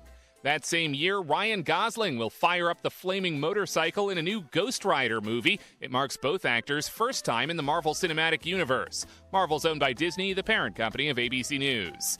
And happy birthday to Maya Rudolph, who turns 54 today. Mike Dubusky, ABC News. Mike, thank you. On the broadcast nets tonight on ABC, brand new episode at 8 o'clock, Dancing with the Stars, The Next Pro. On NBC, 8 o'clock tonight, 2 hours worth, new episode, American Ninja Warrior. We'll take a break here at the bottom of the hour for local news headlines, and when we come back, a little bit more entertainment news. Kristyn Burtt's got the Hollywood dirt from L.A. That's coming up next. This is Metro News, the voice of West Virginia.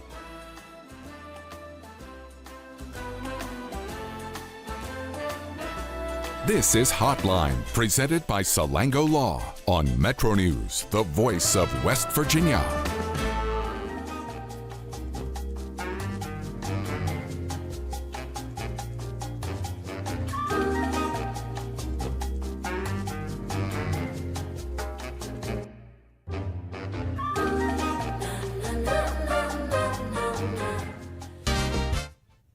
Today's Metro News television forecast is brought to you by Lou Wendell Marine Sales. We sell family fun. Meteorologist Brandon Weathers here. Tonight we have a slight to marginal risk for severe weather, mostly for damaging winds. We also could see some locally heavy rain bringing some flash flooding concerns. That marginal risk is statewide. Then Tuesday, another marginal to slight risk for severe weather. This time, the more elevated chance for some damaging winds and hail is looking south and east. Also, Charleston toward Clarksburg, Morgantown on the western edge of this line, leading to any additional heavy rain and localized flooding concerns. So generally a ½ inch to an inch in the blues. You go west and east of the greens, 1/4 to a ½ inch with some locally higher amounts possible. Trough here brings the tonight round, and then further to the west is a system that rolls across the area for our Tuesday. So playing through this evening, it'll be as we head through the overnight hours that a line of storms may be bringing the potential for some heavy rain, some damaging winds. Then during the day, Tuesday, primarily in the afternoon hours, some thunderstorms that may be capable of additional damage. Once we're done with that, we're quieting down. FlyCRW forecast, it starts at home. DC, also some stormy conditions the next couple of days, as well as New York. Orlando, Charlotte has some storms Tuesday before quieting down. Panhandle to Panhandle forecast, looking at temperatures maintaining mid to upper 60s overnight, with 70 for Moundsville, then 83 there on Tuesday, 80 for Morgantown. Looking east, where we stay in upper 60s as well, generally with mid 80s for our Tuesday, 86 for Petersburg. Elkins, 67 overnight, 70 toward Ripley, with 85 for Ripley on Tuesday, 79 Elkins, Snowshoe 71. We'll see Marlinton at 64, then 79 there Tuesday, mid-80s for Charleston. Overall, a little on the cooler side this week, quieting down after Tuesday's storms. You own a boat because you love spending time on the water. Choose the outboard that allows you to make the most of it. Honda Marine's legendary reliability, ease of maintenance, and powerful performance keep you going strong. And they're all backed by the peace of mind protection of the industry's best limited warranty. Visit your Honda Marine dealer today and find out why it's more than an engine. It's your time on the water.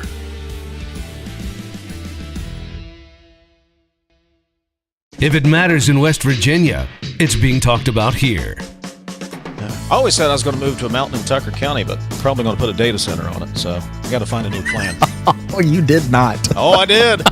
Told you I was a little grumpy today. Oh, man, you got some zingers today, Dave. I love it. Join Dave Wilson and TJ Meadows Monday through Friday for Talkline. Available on mobile, Roku, Fire TV, smart TVs, and online at WVMetroNewsTV.com. For your daily fix of sports in West Virginia, there's only one stop. Sportsline on Metro News Television.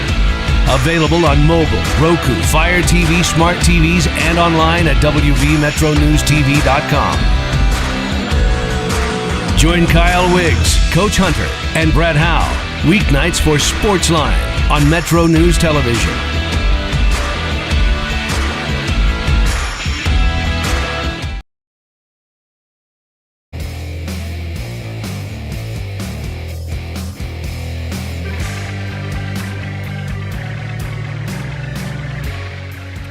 All right, welcome back. 26 minutes till the hour. Kristyn Burtt's got all the Hollywood dirt. I tell you what, she's got some good topics today. Kristyn Burtt, Hollywood Dirt, joins us now from L.A. Kristyn, how you doing today? Great. How are you? You know what? You're starting with this story that really kind of knocked me sideways about Carly Simon. First of all, when you sent me the note that Carly Simon has not been seen in public since 2019, I couldn't believe that. And then I started thinking about it. Well, I mean, she's just such a staple on radio, and you see the videos occasionally. And there's a picture of her. Is this the last appearance we saw of her was when she was promoting a book in 2019? Is that right? Yeah. That's right. And I mean, we have to figure there was a pandemic in there. So that, of course, accounts for some of it. But she revealed a host of health issues that she's been having.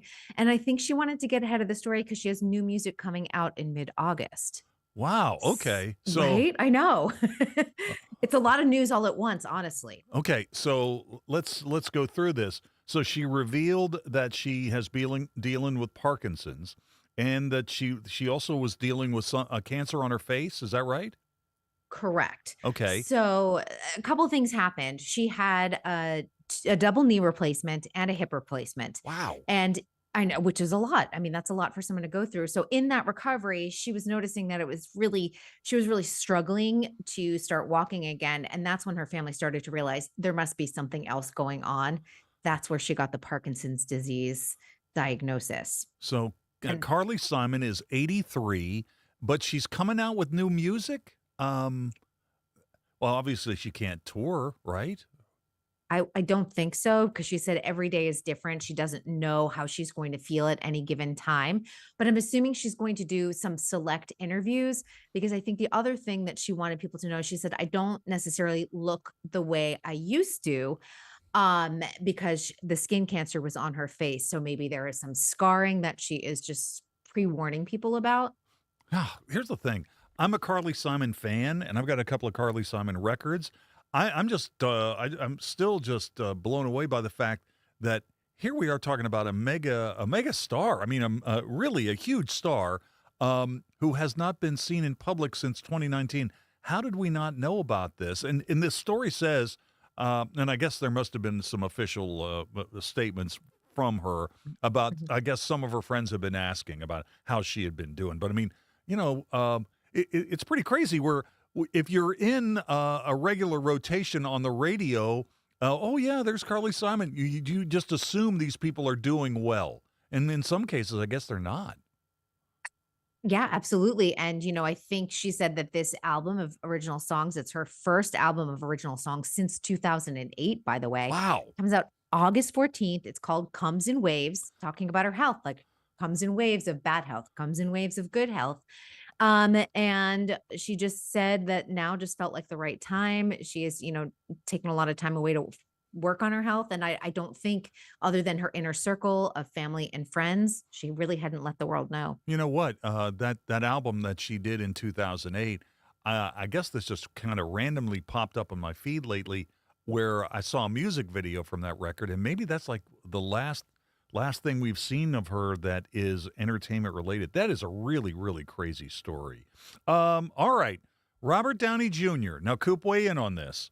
You were not a big fan of the Avengers trailer, where Robert Downey Jr. is like, "Hey, I'm not Iron Man anymore. I'm Dr. Doom." Honestly, that bothered me less than like his accent and the narration of that probably bothered me less than in the setup of the like almost 3 minutes quote unquote teaser trailer, I pretty much know what the movie's going to be about. Like, I don't know.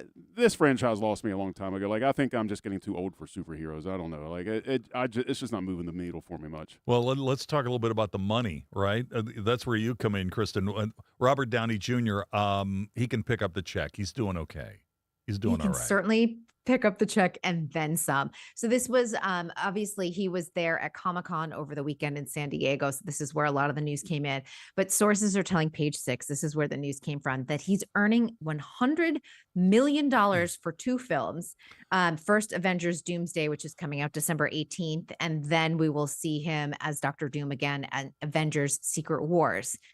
Oh, my. Plus, man. I know. Plus, you ready for this? Yeah. Chris Hemsworth, who's coming back as Thor, Chris Evans, Captain America, they each negotiated $40 million for each of the 2 films. So before we even get started, that's $180 million worth of salary, or roughly 30% of the 2 films' budgets. Okay, when you hear numbers like that, first of all, everything's adjustable. Everything's adjusted for inflation. But those are really God-smacking numbers, right? Especially in an environment now where we're kind of getting the feeling that maybe we've got superhero movie fatigue. We've been talking about superhero movie fatigue, I feel like, at least for 3 years here, on Mondays. And the combined budget for the 2 movies is reportedly $600 million. Let's factor in those marketing costs. So what do you have to earn? $3 billion to make the money back at the rate you're going? Because I'm sure a lot of these actors also have back end points where they make money. And if you have someone like Coop with fatigue from superheroes, I have fatigue. We can't be the only 2 in the world. What would happen if one of these films, one of these Marvel films where Robert Downey Jr. is Dr. Doom, ended up like Supergirl? What would happen then? I mean, that would be a disaster for Disney. It would be. It'd be a massive disaster. Yes. I'm looking at some of these perks for Robert Downey Jr. Included customized luxury demands, private jet travel, dedicated security, expansive personal trainer encampment known as Downeyland.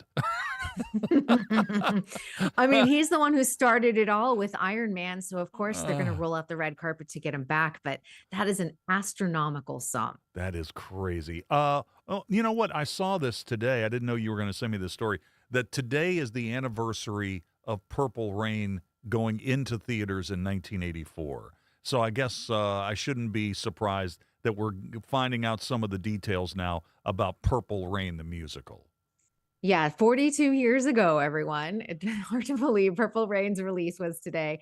But they are going to make their Broadway debut. So Prince is going to join Michael Jackson on Broadway in the spring of 2027. This was supposed to make it to Broadway a little bit earlier, and it had debuted, I think it was 2024 in Minnesota, of course, the birthplace of Prince himself. But I think that there are some things behind the scenes. They got a new creative team, so there was a little bit of a delay, but I think that this will also be a massive hit, just like MJ the Musical. All right, and as we wrap up this segment, I have to give you your props, because I think last year at this very same time, we were talking about the fall premiere dates for CBS and their new lineup of shows. And I think I said at that time, I'm like, Boston Blue, not going to make it. Remember that? Yes. Remember? And I argued with you. I said, nope, it's going to make it. Yeah, you were like, and I was, Boston Blue, people are tired of this, blah, blah, blah. It's sort of like the other show that he was on, only there aren't as many characters. It's not going to work. It did work. They were pulling like 8.6 million viewers a week. So they're not changing that time slot, right? They're going to just stay in that nice, comfortable Friday 10 o'clock slot. Yeah, you're going to see your Fire Countries, your Sheriff Country. That whole block of shows is staying the same. Boston Blue at 10 p.m. Just so people know, the Primetime Emmys, which traditionally kick off the new television season, that's September 14th. CBS is doing things, they're pushing things back a little bit later. A lot of their unscripted shows like Survivor and Amazing Race come back September 23rd, and then September 30th for Amazing Race. And then the official kickoff week for all of CBS's new shows, scripted ones at least, start Sunday, October 4th. Coop, give me the buzzer the next time you sense that I'm going to argue with Kristyn about a topic like this, like about whether a show is going to work, because she was absolutely right about this, and I could not have been more wrong. I kind of like just watching. Okay, fair enough. Fair enough. Hey, let me ask you. Okay, well, look into your crystal ball. How successful do you think this NCIS New York is going to be with LL Cool J? You think that's going to work? I think that's going to work. I do. CBS really has just nailed their procedurals. They know exactly what to do, and they don't really mess with that formula too much. So I think that they're going to be okay. Okay. Here's my problem with, and I agree with you. I think NCIS New York is going to work. LL Cool J, everybody knows his character, Sam Hanna. He's been on, he's been all over this franchise. But here's my question about this show, okay? So you've got LL Cool J playing Sam Hanna again, only this time they've moved him from L.A. to New York. Scott Conn is on this show as well, all right? Now, Scott Conn was on Hawaii Five-0 for years as Dano. There were crossover episodes between NCIS and Hawaii Five-0 where LL Cool J I think he went more than one time to Hawaii for crossover episodes. But in this new show, Scott Conn does not play Dano. He plays another character. Is that a first for television? I mean, there were crossover episodes. These two characters have interacted multiple times. And now Scott Conn is not the same character, while LL Cool J will be. Help me with that. I'm going to take a page from Daytime and say it's his evil twin. We'll see. I don't know how they explain that away, because there's really going to have a lot of explanation to the fans who watch both shows, of course. I can't be the only person who's noticed that. You're not. I promise you, you're not. Okay. And I did see where NCIS New York has also got Jennifer Beals, right? She's also going to be on the show. Yeah, I love her. Yeah. She's so good. So she's going to be perfect for the show. All right. Well, since we were talking about the new fall lineup for CBS, I just kind of felt like I needed to apologize and give you your props, because you were absolutely right about Boston Blue, and I totally messed that one up. That's okay. I appreciate it. I appreciate you remembered it 12 months later. All right. Kristyn Burtt, Hollywood Dirt. Have a great week, and I'll talk to you next Monday at this very same time. Thanks. See you then. Thanks. We'll take a break, and when we come back, it'll be time to check into the On This Date file. Stay tuned. Metro News Hotline, presented by Salango Law, will return right after these messages.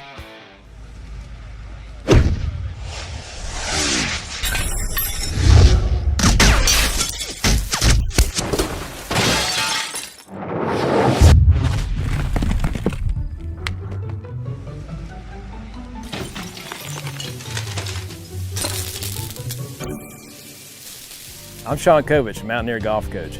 When disaster strikes your home, business, or golf game, call the restoration company the Mountaineers call. Panhandle Cleaning and Restoration. Leading the efforts to build a stronger West Virginia, the High Technology Foundation has a proven plan to strengthen and diversify our state's economy. The I-79 Technology Park's high-capacity infrastructure continues to attract advanced federal operations that are driving economic growth. This keeps our young, educated residents in the state and brings West Virginians home. The High Technology Foundation, building a stronger West Virginia.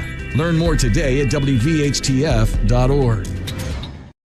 1914, the same year the first commercial flight soared and the Panama Canal opened, Greer Industries was born. Herbert and Agnes Greer began in Morgantown, West Virginia, striking the first pick into the limestone formation that would become the backbone of one of the state's great industrial legacies. From the roads we drive on, the buildings we build, and the communities we serve, Greer Industries has been delivering quality for decades. At Greer Industries, we've been improving lives for more than a century. For over 20 years, Dan Cava Toyota World has been more than a dealership. We're family-owned, community-focused, and committed to taking care of our customers long after the sale. Our commitment doesn't stop when you drive off the lot. With factory-trained technicians and a service team you can trust, we're here to keep your vehicle running at its best for years to come. So when it's time to get your next vehicle, choose the dealership that's been serving the community for generations. Visit Dan Cava Toyota World in Fairmont. Shop the world! Of course, the LVA was brought into my life because I had a severe heart attack in November of 2024. And then I entered into congestive heart failure. Where he was in the course, we really had to go towards an LVAD. At that point, I was committed. At that point, I wanted to get better, and I wanted to see what this machine was going to do for me. With this therapy, he's thriving, doing well. And not only is he living, he's thriving. You own a boat because you love spending time on the water. Choose the outboard that allows you to make the most of it. Honda Marine's legendary reliability, ease of maintenance, and powerful performance keep you going strong. And they're all backed by the peace of mind protection of the industry's best limited warranty. Visit your Honda Marine dealer today and find out why it's more than an engine. It's your time on the water.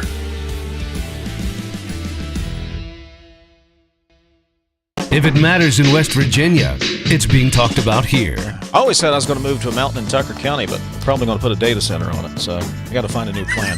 Join Dave Wilson and TJ Meadows for Talk Line on Metro News Television. Sports Line on Metro News Television. I was sitting with a guy last night, and he said, all right, I'm going to go put $1,000 on it. Well, down the stretch of that ball game, he's looking at us like, are you kidding me? Sure enough, the Mountaineers came back. I saw him today. He said, yep, I'm putting another grand on them tomorrow.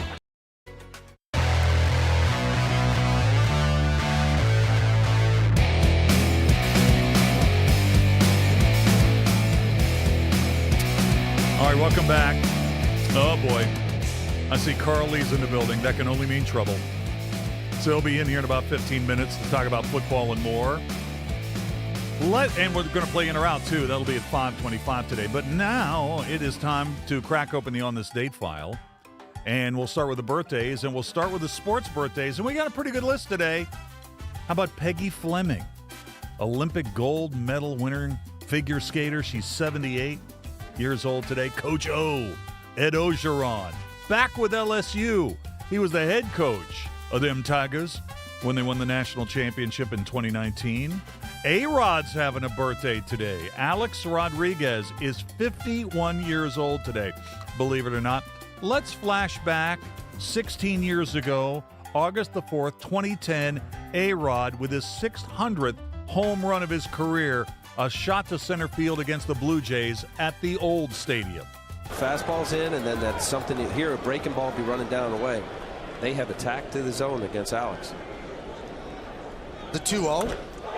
High drive, center field, deep, going back Wells, looking up, see ya! There it is, number 600, Alex Rodriguez, the youngest man ever to get to 600 home runs. And now one of just 7 big league ball players in the history of the game to hit that many home runs. 600 is a 2-run shot and a 2-0 Yankee lead. There you go. Yeah, Michael Kay was ready for that, wasn't he? So A-Rod is 51 years old today. From golf, Jordan Spieth's having a birthday today. You know, Jordan Spieth's been around seemingly forever, but he's only 33 years old. Second youngest to ever win the Masters back in 2015. What's it like making history? It was very nerve-wracking today. I thought today might be a little easier than yesterday, having played around with the lead, but it wasn't. Didn't sleep well last night. Just got out here and got in a little rhythm, saw a putt go on the first hole, and we were off. I mean, with 2 major champions right behind, I couldn't let up. There you go. So Jordan Spieth, happy birthday. Number 33 for Spieth. He's still young enough to get things done on the tour for sure. From the world of entertainment, Betty Thomas from Hill Street Blues is 78 today. Maureen McGovern, she's had plenty of morning afters. She's 77 years old today. Nick Hogan is 36 years old today. Birth anniversaries. Norman Lear, the TV writer and producer of All in the Family, in addition to many other hit shows, primarily for CBS.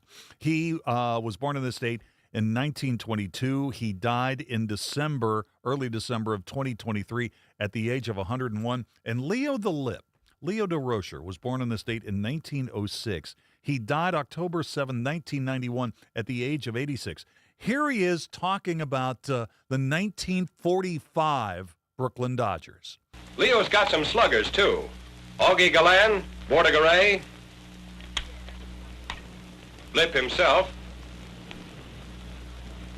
Adderholt, And, of course, Dixie Walker. Dixie Walker. Well, fellas, that's the general picture of the Brooklyn Club for this coming year. But before leaving you, I'd like to just tell you how happy I was to be able to make the trip overseas. All I can say, fellas, is that I wouldn't have missed it for the world. It was a grand trip, and I enjoyed every minute of it. And I hope that you fellas are all home soon, and that the next time that I do get to see you fellas again, that you'll be back home in your favorite ballpark. Thanks very much, and good luck to all of you. By the way, that 1945 Brooklyn Dodger Club finished third in the National League that year behind the Cubs and the Cardinals. On the state, from golf, 1962, the 44th PGA Championship, Gary Player wins the event. This is Hotline, presented by Salango Law on Metro News. Player sinks the short one, and when he reaches for the ball, he's momentarily frozen, so great was the strain. His .278 total wins the PGA, beating Golby, who made an amazing surge after being 6 strokes behind 11 holes before the finish.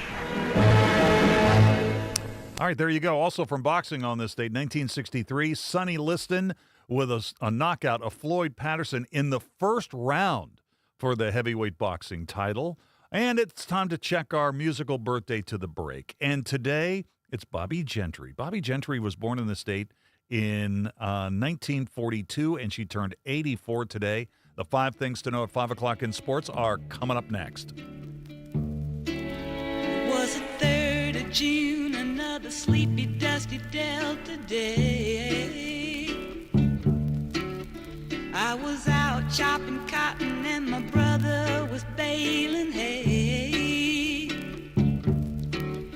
And at dinner time we stopped and walked back to the house to eat. And Mama hollered at the back door, y'all remember to wipe your feet. This is Hotline, presented by Salango Law on Metro News, the voice of West Virginia. 1914, the same year the first commercial flight soared and the Panama Canal opened, Greer Industries was born. Herbert and Agnes Greer began in Morgantown, West Virginia, striking the first pick into the limestone formation that would become the backbone of one of the state's great industrial legacies. From the roads we drive on, the buildings we build, and the communities we serve, Greer Industries has been delivering quality for decades. At Greer Industries, we've been improving lives for more than a century.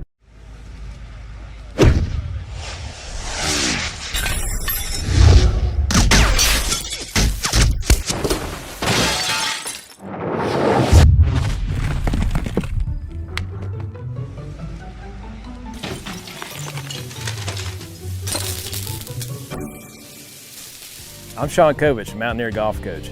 When disaster strikes your home, business, or golf game, call the restoration company the Mountaineers call. Panhandle Cleaning and Restoration.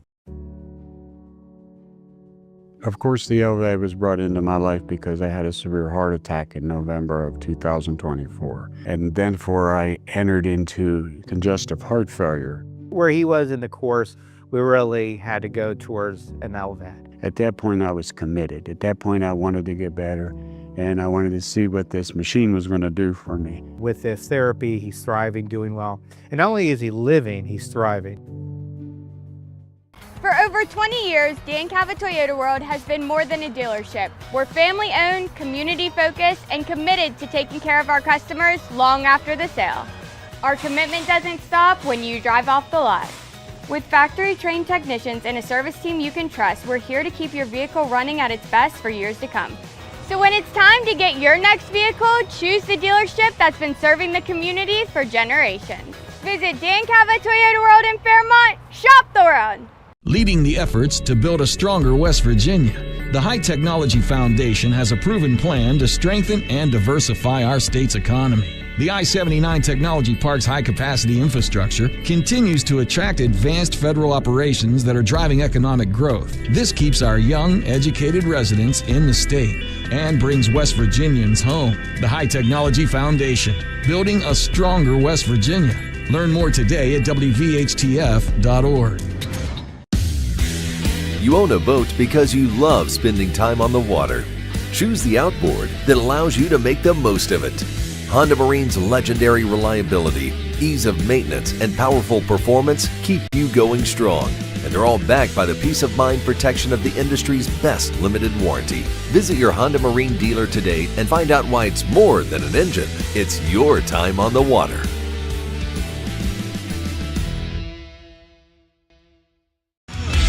For your daily fix of sports in West Virginia, there's only one stop. Sportsline on Metro News Television.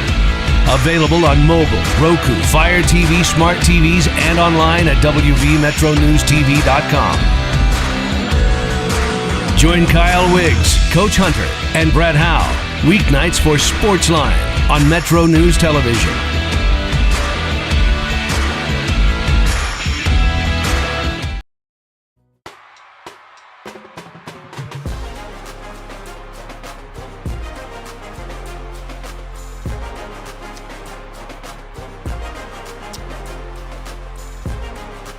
All right, welcome back. Sports headlines at 5 o'clock. Pirates homestand continues tonight as they host the Arizona Diamondbacks. Reds are back home after a road trip, and they will take on the Guardians tonight in Cincinnati. Dirty Birds are off. The Black Bears are on the road at Williamsport tonight. And WVU football news, scheduling-wise, earlier today it was announced officially that next year's game with the Ohio Bobcats will be moving back a couple of weeks to Labor Day weekend, set now for August 28th, 2027. We'll take a break here at the bottom of the hour for news. We'll come back. Carly's going to join us. We got one more hour to go today. This is Metro News, the voice of West Virginia.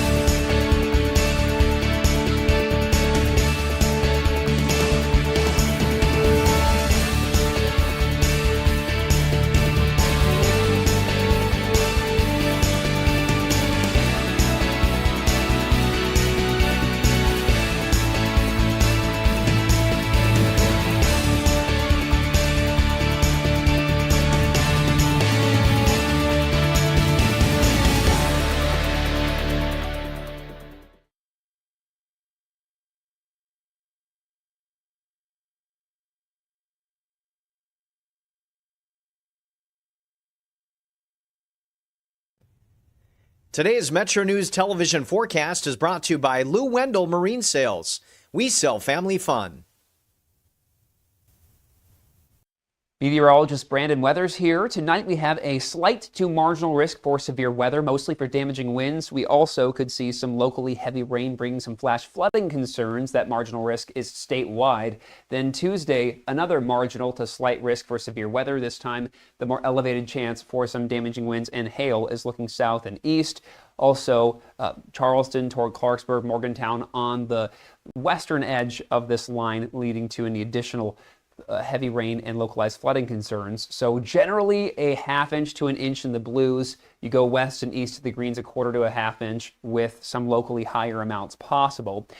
Trough here brings the tonight round, and then further to the west is a system that rolls across the area for our Tuesday. So playing through this evening, it'll be as we head through the overnight hours that a line of storms may be bringing the potential for some heavy rain, some damaging winds. Then during the day, Tuesday, primarily in the afternoon hours, some thunderstorms that may be capable of additional damage. Once we're done with that, we're quieting down. FlyCRW forecast, it starts at home. DC, also some stormy conditions the next couple of days, as well as New York. Orlando, Charlotte has some storms Tuesday before quieting down. Panhandle to Panhandle forecast, looking at temperatures maintaining mid to upper 60s overnight, with 70 for Moundsville, then 83 there on Tuesday, 80 for Morgantown. Looking east, where we stay in upper 60s as well, generally with mid 80s for our Tuesday, 86 for Petersburg. Elkins, 67 overnight, 70 toward Ripley, with 85 for Ripley on Tuesday, 79 Elkins, Snowshoe 71. We'll see Marlinton at 64, then 79 there Tuesday, mid-80s for Charleston. Overall, a little on the cooler side this week, quieting down after Tuesday's storms. You own a boat because you love spending time on the water. Choose the outboard that allows you to make the most of it. Honda Marine's legendary reliability, ease of maintenance, and powerful performance keep you going strong, and are all backed by the peace of mind protection of the industry's best limited warranty. Visit your Honda Marine dealer today and find out why it's more than an engine. It's your time on the water.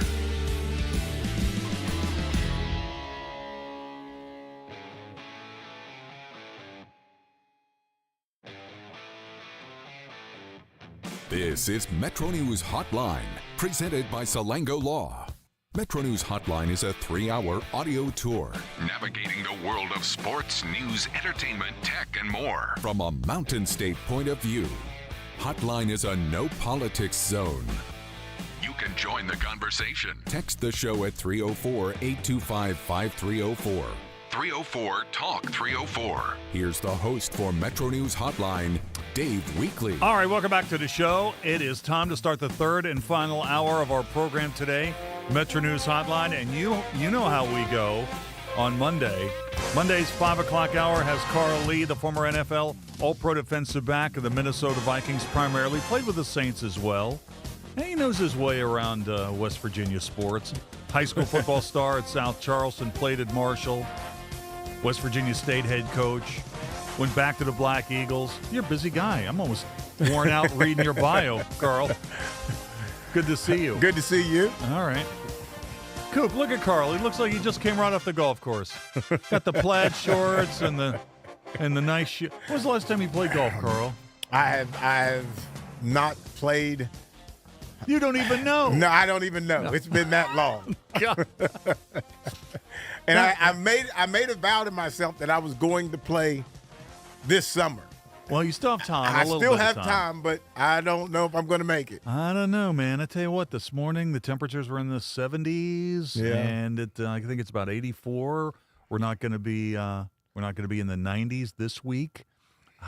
I don't know, man. It's really, and I want to talk to you a little bit about NFL training camp here in a minute. Okay. But it kind of feels a little bit like fall now, right? Yeah. We're kind of turning. We're kind of transitioning to football. Of course, you never get out of football, do you? No. Probably. I really don't. I don't think so. Yeah.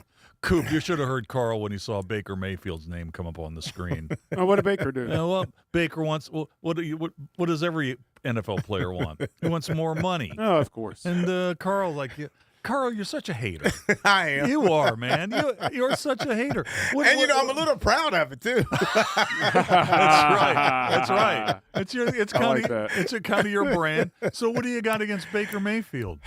I don't know. I just don't feel like he is like when you start talking quarterbacks, where's his name fit? I mean, when you start talking great quarterbacks, the greatest quarterbacks, where does his name fit? Well, he has been to the playoffs and has won playoff games. I'll even give him credit and say he won a Super Bowl. Where does he fit? I mean, really. And dramatically, I think dramatically he's going to be underpaid this year. See, that's the big thing.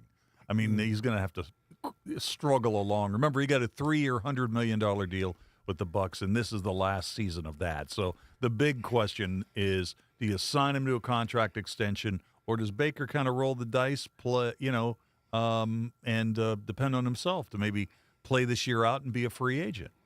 So I think it's a good question. Yeah, I mean, and I'm sure if he does, he may get more money, maybe. Here's the thing about Baker Mayfield also.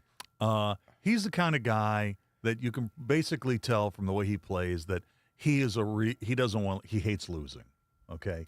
Okay. I just kind of see him. He's not the kind of guy that if the pocket is collapsing and he needs 15 yards to pick up a first down, he's probably not going to make a business decision and say, you know what, let's just punt.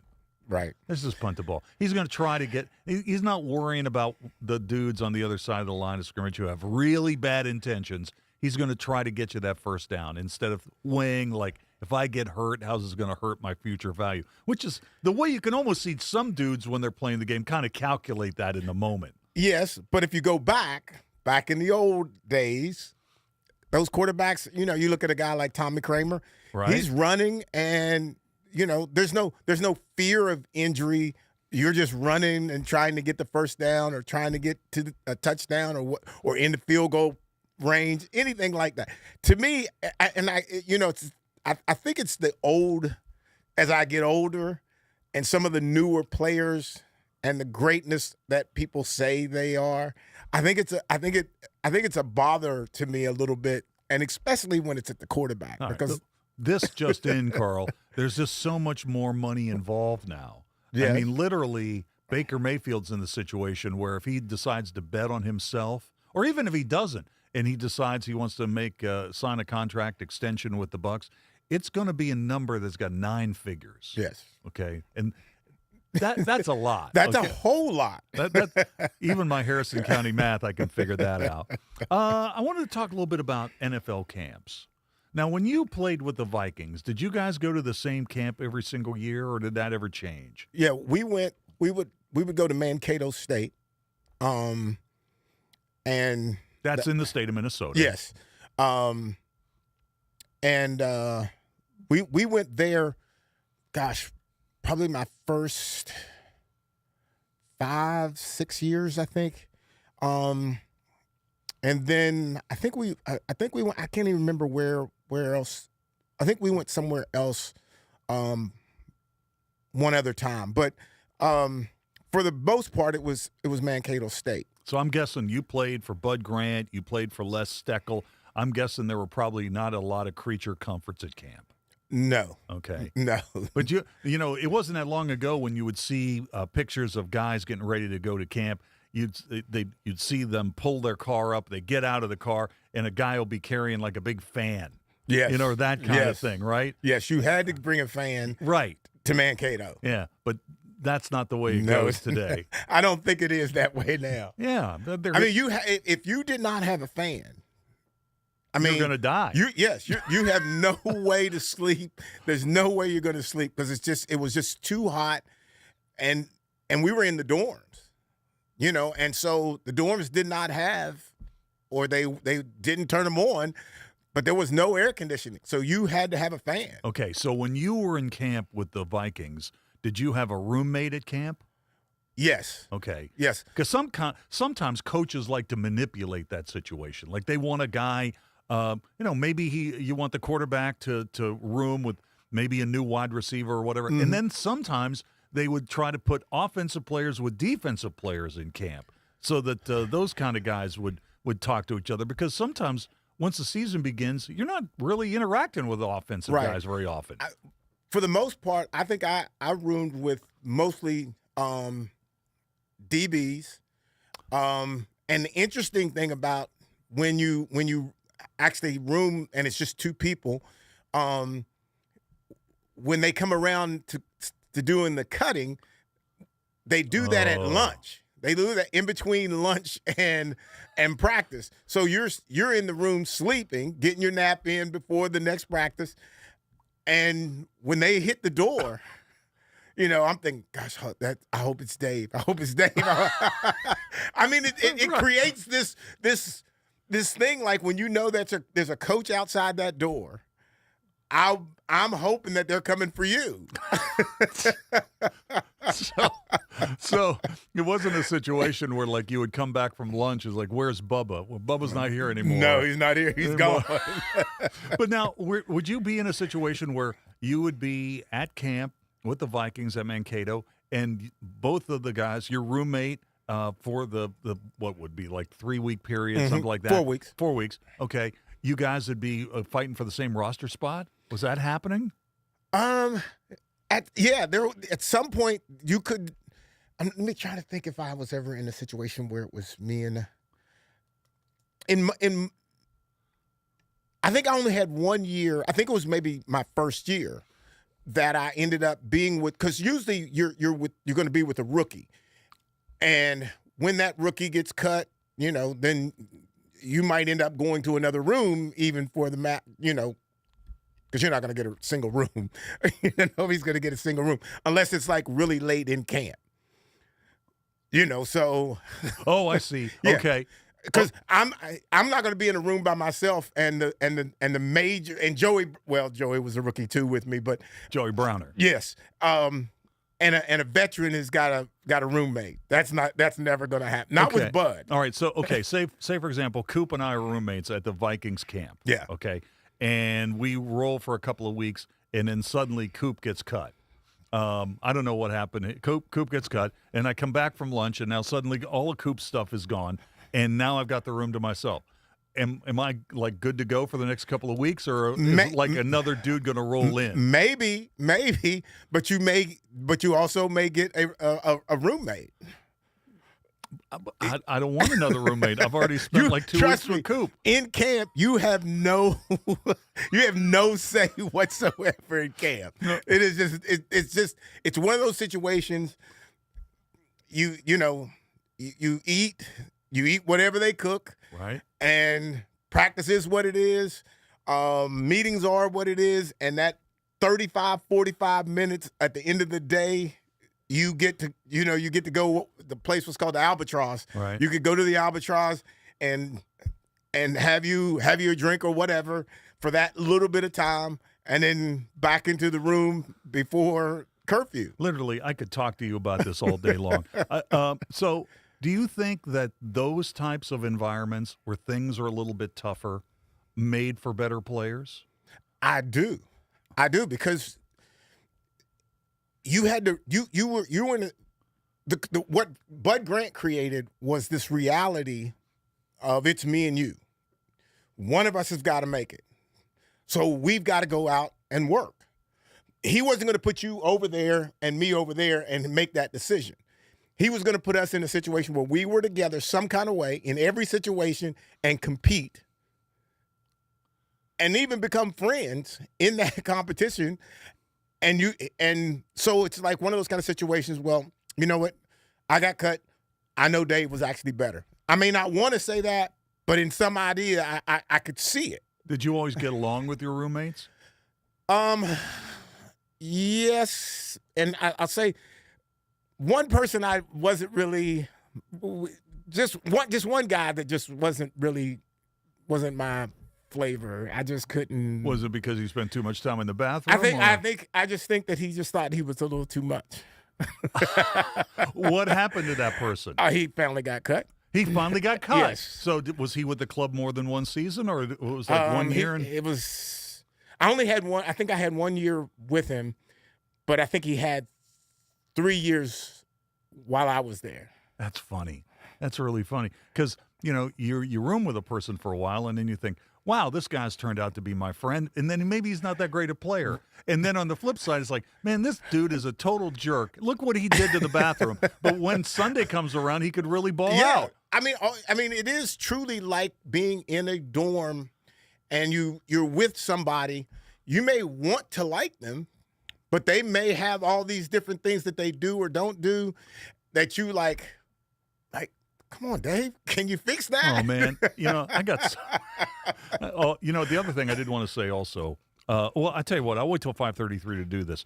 We've got the Giants at the Greenbrier this year, okay? And so the Greenbrier is really turning out to be a location where there have been multiple teams, the Saints, the Texans, the Browns, the Pats, the Arizona Cardinals. They've also the Iraqi World Cup soccer team was just there training. And so now the Giants, you got Giants players who are rolling in today, okay? They are rolling in today because the first workout is tomorrow. We'll give you all the times on when you can go and when you should go if you want to see the guys from Big Blue. We'll talk about that a little bit later on. Let's take a break, and we'll come back and play in or out in just a moment. You can call us at 800-765-8255. Text us at 304-825-5304. Or tweet at WEEKLEY. This is Hotline, presented by Salango Law on Metro News, the voice of West Virginia. Leading the efforts to build a stronger West Virginia, the High Technology Foundation has a proven plan to strengthen and diversify our state's economy. The I-79 Technology Park's high-capacity infrastructure continues to attract advanced federal operations that are driving economic growth. This keeps our young, educated residents in the state and brings West Virginians home. The High Technology Foundation, building a stronger West Virginia. Learn more today at WVHTF.org. For over 20 years, Dan Cava Toyota World has been more than a dealership. We're family-owned, community-focused, and committed to taking care of our customers long after the sale. Our commitment doesn't stop when you drive off the lot. With factory-trained technicians and a service team you can trust, we're here to keep your vehicle running at its best for years to come. So when it's time to get your next vehicle, choose the dealership that's been serving the community for generations. Visit Dan Cava Toyota World in Fairmont. Shop the world! We're Panhandle Cleaning and Restoration, and we're gonna save you. We've got it down to a science, an absolute state of art. We do it all, restoration, cleaning, and reconstruction. When disaster strikes, just pick up the phone. We're Panhandle Cleaning and Restoration, and we're gonna save you. You own a boat because you love spending time on the water. Choose the outboard that allows you to make the most of it. Honda Marine's legendary reliability, ease of maintenance, and powerful performance keep you going strong. And they're all backed by the peace of mind protection of the industry's best limited warranty. Visit your Honda Marine dealer today and find out why it's more than an engine. It's your time on the water.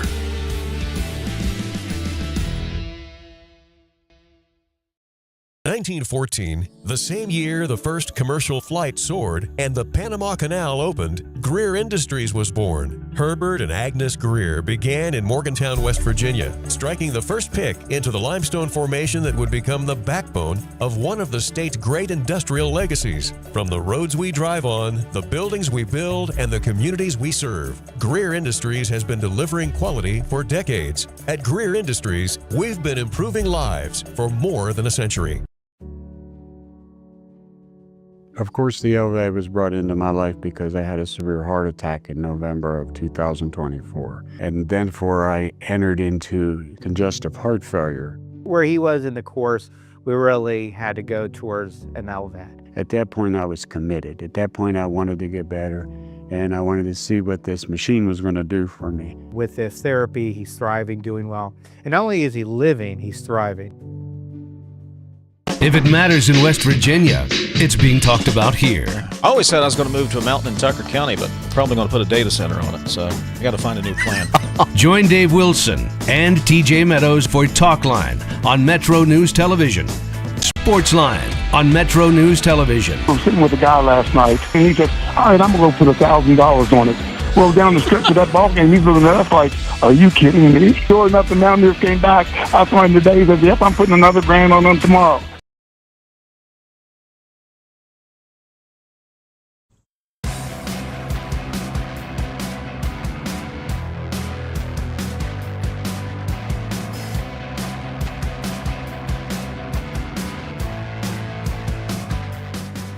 All right, welcome back. 5:24 on the show. Ryan and I were having a really good debate in the break about what really makes a good celebrity. No, we weren't. I thought it was. And I would agree that I don't think that they were just having a conversation. Yeah. What didn't go that way? There wasn't a give and take, was there? No, there was not. Let's play in or out. Every day at this time, we focus on the stuff you talk about at the office. We call it in or out. The setup is simple. There's 3 categories: food or beverage, gut reaction. Finally, this one's about, quote unquote, a celebrity. The topics of which change daily. Let's get started. Let's go with food or beverage. Cooper, you ready to go? Yes. Because Papa John's is bringing back its epic pepperoni stuffed crust pizza, available for $15 with 1 topping. Each pizza has a crust filled with pepperoni and mozzarella cheese, topped with garlic parm sauce. Epic pepperoni stuffed crust pizza from Papa John's. In or out? Universally, across chains, I do not like stuffed crust pizzas, so I am out. What if it was only pepperoni and not cheese in the crust? How would you feel then? Still not really into it. A pizza, I've gone through this before. A pizza has certain ratios. When you start messing with stuff in the crust, it throws off the ratios of what you're eating. I don't like that. I just want my crust to be the delivery system for the toppings. I don't need toppings stuffed inside the crust. Okay, all right. Ryan, what are your thoughts here? Papa John's epic pepperoni stuffed crust pizza, in or out? I'm going to disagree with Coop because I liked stuffed crust. It's like a little bonus after eating the rest of the pizza. Okay. That being said, I'm surprised that no one has taken the opportunity to do like pepperoni roll crust, where the crust of the pizza is a pepperoni roll. That would kill in this market, Dave. If I would suggest it would no longer then be a pepperoni roll. Yeah. That's fair enough. Fair enough. I'm going to say you're in. I am in, All right. yes. Carl, Papa John's epic pepperoni stuffed crust pizza, in or out? I was always taught that you go with the boss. You agree with the boss, so you keep your job. So I am with Coop. Hey, look at this. Hey, all right. Look at this. What a suck-up answer. Hey, I like that. Now, wait a minute. You gave him a bell. Oh, yeah. Well, of course. Okay. Coop, I'm kind of with you on this, not just because you're the boss, but I'm also with Ryan. I think, I would like a stuffed crust pizza that doesn't have cheese in the crust, just pepperoni. That's not what this is. So I'm going to be out. Gut reaction is next. A man dressed in a Spider-Man costume is an internet sensation after a Jonesboro, Arkansas traffic camera captured him helping a wheelchair user cross a busy intersection. The man was wearing a Marvel costume for a superhero day at Ultimate Air Trampoline Park when he spotted the struggling man. He jumped out of his car and helped him across the street. Traffic cam found this, and it's an internet sensation. Helping somebody out while you're wearing a Spider-Man costume, Coop, in or out?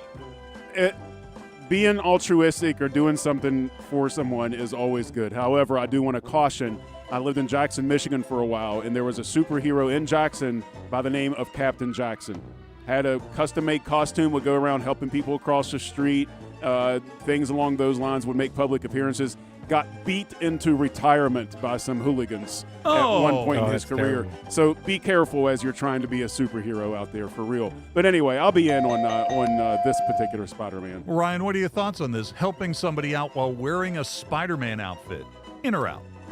It's recommended to use superheroes that aren't in the public domain, so copyrighted characters. That way, if you do get beat up, like the guy Coop just mentioned, you can get like a kickback from Marvel or Disney or whatever. Or they can't put the video online because it will be copyright protected.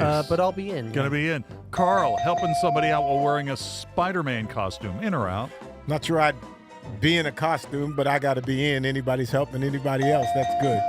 But this story's crazy. He got out of his car at a red light and left his car and then helped the guy across the street while he was in his Spider-Man outfit. If he had any sense of framing, he would have found a way to swing in or something. Yeah, you're right about that. Yeah, I'm going to be in on this. I'm in on this. Finally, NFL camps are opening up. The Packers are expected to put Micah Parsons on the PUP list tomorrow. He's not expected to get back into play until October at the earliest. Micah Parsons, Coop, in or out? Yeah, I see now why you and Ryan had this discussion. Right. Yeah, celebrity? Sure. I'll be in. Ryan, weigh in on this. Micah Parsons of the Packers, in or out? Not a real celebrity. Not a real anything celebrity. of worth to earn this segment. No. Hasn't been in a movie. Hasn't written anything. You realize hasn't published a player. You realize Carl played in the NFL for a long, long time. Yeah, and but Carl's a celebrity. Yeah, but that's because there's a hesitation there. Nice. Yeah, nice. but that's because he has a podcast on our network. Oh, that was a good recovery. So you're out on Micah Parsons. Yes. All right, Carl, Micah Parsons, in or out? I'm going to be in. Yeah, of course. We're all in on Micah Parsons. All right. Whew, that was a struggle. Let's take a break. This is Metro News, the voice of West Virginia.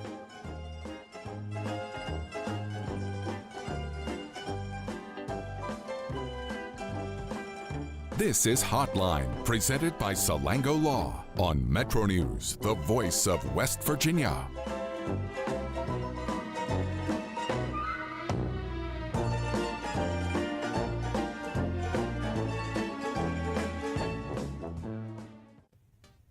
Today's Metro News television forecast is brought to you by Lou Wendell Marine Sales.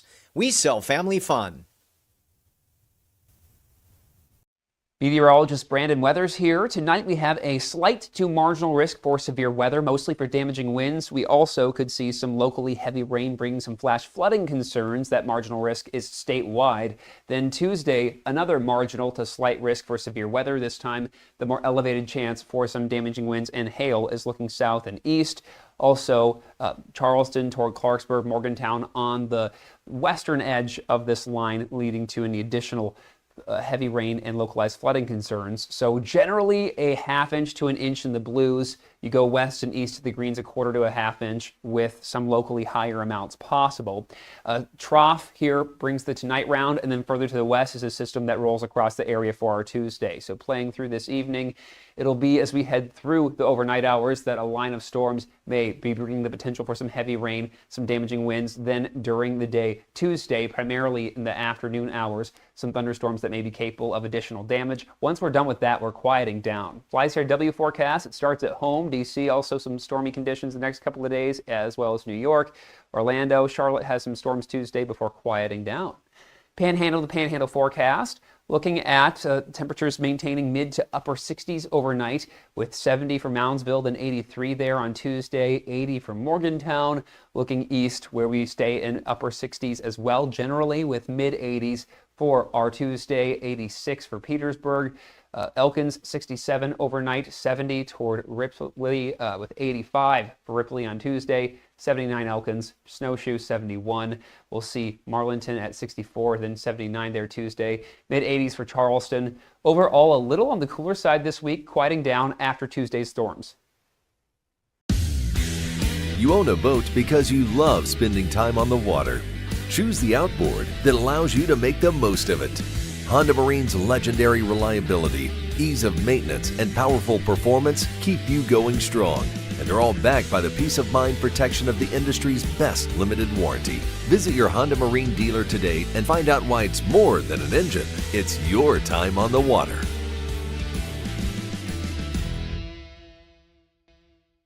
If it matters in West Virginia, it's being talked about here. I always said I was going to move to a mountain in Tucker County, but probably going to put a data center on it, so I got to find a new plan.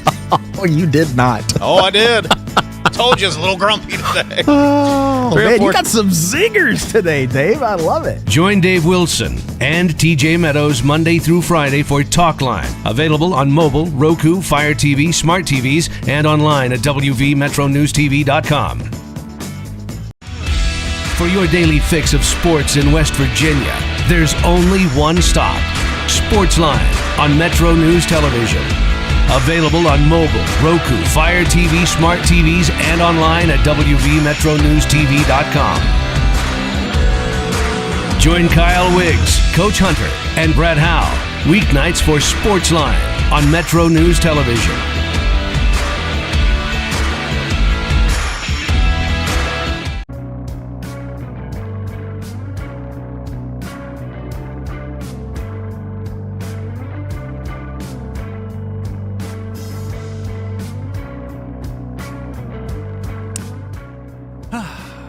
Welcome back to the show. 26 minutes till the hour. Coop, let me bring you in here on this before we get back to Carl. It was a pretty interesting conversation I was having with Ryan about what is and who isn't a celebrity. You know what? We need to turn that into a segment where I would get you guys out here, get a list of potential celebrities, and you would tell me whether you believe they are or not celebrities. Yeah, it's interesting because although Ryan brings it up in in the least friendly way possible most of the time, but I do kind of get like certain sports celebrity or certain sports athletes transcend their sport into celebrityhood. You know, I think that Travis Kelce maybe because of the draw of like a Taylor Swift or somebody. But using the example for today, like a Micah Parsons, celebrity? I mean, I don't know. I mean, I think so because I follow sports and I know who he is because he played. But, you know, maybe from a very most generic term of celebrity, I can kind of see the point, maybe not like a celebrity in the traditional sense. All right, we started this hour, Carl. We were talking about Baker Mayfield, you know. People know who Baker Mayfield is, Heisman Trophy winner, played at multiple schools. He's played on multiple NFL teams. He's got endorsements with Bud Light, Progressive, Hulu, Nissan, Bose, Nike, Panini America. Does that factor into whether a person is a celebrity or not, the number of endorsements that they have? Because I think that list pretty much tells me that he's a recognizable name or these companies wouldn't want to associate with him. And that equals the fact that, yeah, I think Baker Mayfield's a celebrity. I would say yes to being on that list. If he has that kind of a list, then yes, I would give him that.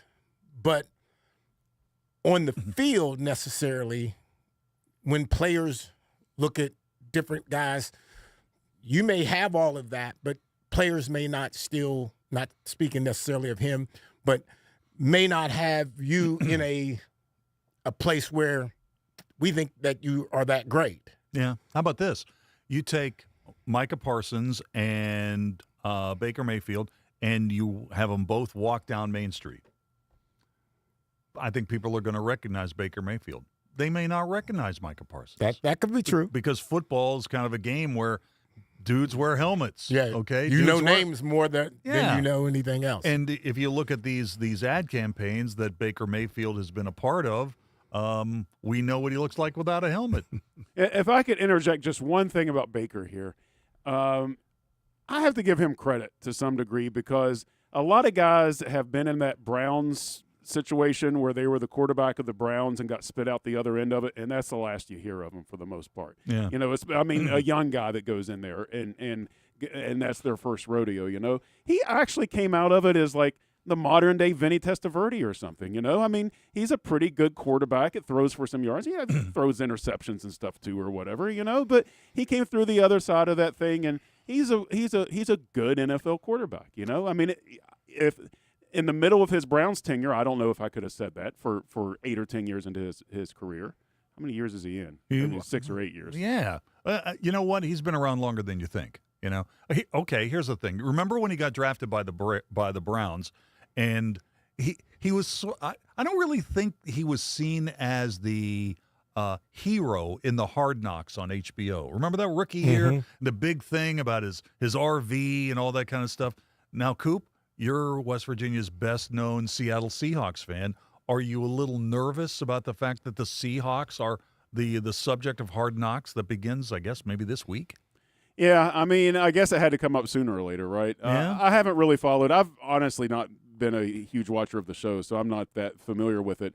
There is a little bit of a curse associated with it, though, I think, right? There is a little one. Yeah, there is. So, yeah, I'm not. I think the Ravens are not a big the fan of only. somebody will correct me on this, but I think the Ravens are the only team that's ever been on Hard Knocks and then went on to win a Super Bowl. It bothers me some because I think the Seahawks are a pretty good candidate to regress some, even with a good defense. You know, you have to have an offense that does just the right things at the right times in order to win defensive-minded ball games like that. And I think when that happens, you're likely to regress a little bit. So so that does worry me some. On top of that, Carl, you're the perfect person to ask this. Okay, say you were playing for the Vikings now, okay, and HBO was going to do Hard Knocks about your training camp, and you knew that there was a possibility that if you were going to get cut, called into the coach's office, and he was going to give you the speech of like how good you are and good luck in your future endeavors and all that kind of stuff, and you knew that cameras were rolling and potentially that was going to be part of a TV show. That wouldn't be great, would it? No, I would not. That would not be something that I would be interested in. So I'm like, hey, y'all need to cut me privately so I can go on about my business. I don't want to be on the show. Oh, but see, see where you're wrong there is that if somebody did that, they would make that an issue. Yes. Okay, they would make that an issue. It's like, Carl doesn't want to be on camera. Well, we better get our cameras out to the parking lot because he's getting ready to pull out now. Yep. They would walk me all the way out. They would walk you out. I wanted to ask you this also. So I mentioned when you were with the Vikings, you played for Bud Grant and you played for Les Steckel, who was really, hardline guy. Yes. Right? I remember when I was just getting into to local television, when I was at Channel 5, I went to the Steelers camp at St. Vincent's College in Latrobe, and I didn't know what I was doing, right? I just showed up there. I had my stupid camera, and I went around and started talking to people. The guys are coming off the field, and I rolled up on Chuck Noll. Chuck Noll, okay? So I take my little camera out, and I ask him if he can give me a couple of words, blah, blah, blah. He couldn't have been nicer. Super, super nice. But after that interview, there were a couple of other guys from the media contingent who came over and said, we can't believe you did that you actually went up to Chuck Noll and he didn't just bark at you and tell you to get lost. He didn't do those kind of things during training camp. And when I look back on it now, I kind of feel like he just sort of did that to kind of like show the other guys that it could be done. And was kind of like rubbing that he would do it. He was rubbing their noses in it by actually talking to me. Okay. Yeah. So, but the reason I bring that up is, John Harbaugh is the new coach of the Giants. They have their first camp tomorrow. Their first workouts tomorrow at the Greenbrier. Are these guys who kind of built their reputations of being very, very difficult to get through a camp? I mean, was Bud Grant tougher in camp than he was during the regular season? He'd have to be, right? And again, during camp, we'd be on the field working, and he had a deer feeder up in the woods that he would go up, make sure that there would be food in it. He'd be walking around, and then when he blows the whistle at the end of practice, we run, then we come up, then he'll tell us how bad practice was today or how good it was. Never really do I think he ever said it was good. If it was good, he would just start talking about something football related. But most of the time, we need to work harder. We need to do this. We need to stop doing this, stop that. And my first thoughts were like, well, you were up. You weren't even out here. You didn't even watch it. Okay. Well, there's a couple of things here. First of all, there's that whole tower mentality, right? When you go to a practice or you go to a training camp or whatever, back in the day, the head coach would be in the tower, okay? And he would have his sunglasses on, and he'd be glaring down at the entire practice. Now, you would have your individual assistant coaches, and they'd be working with groups. But you always assumed when you're trying to make a team or trying to stay on a team that guy is watching and that they're filming those practices. Yes, that was the thing. Like, if he's going to make the final decision of who's going to be on the team, could he come watch practice? Can he watch me? And now, sprints and stuff like that, conditioning, he would run conditioning. And so, you're running hard just to impress him. But practice, I don't know exactly like what he could have gotten.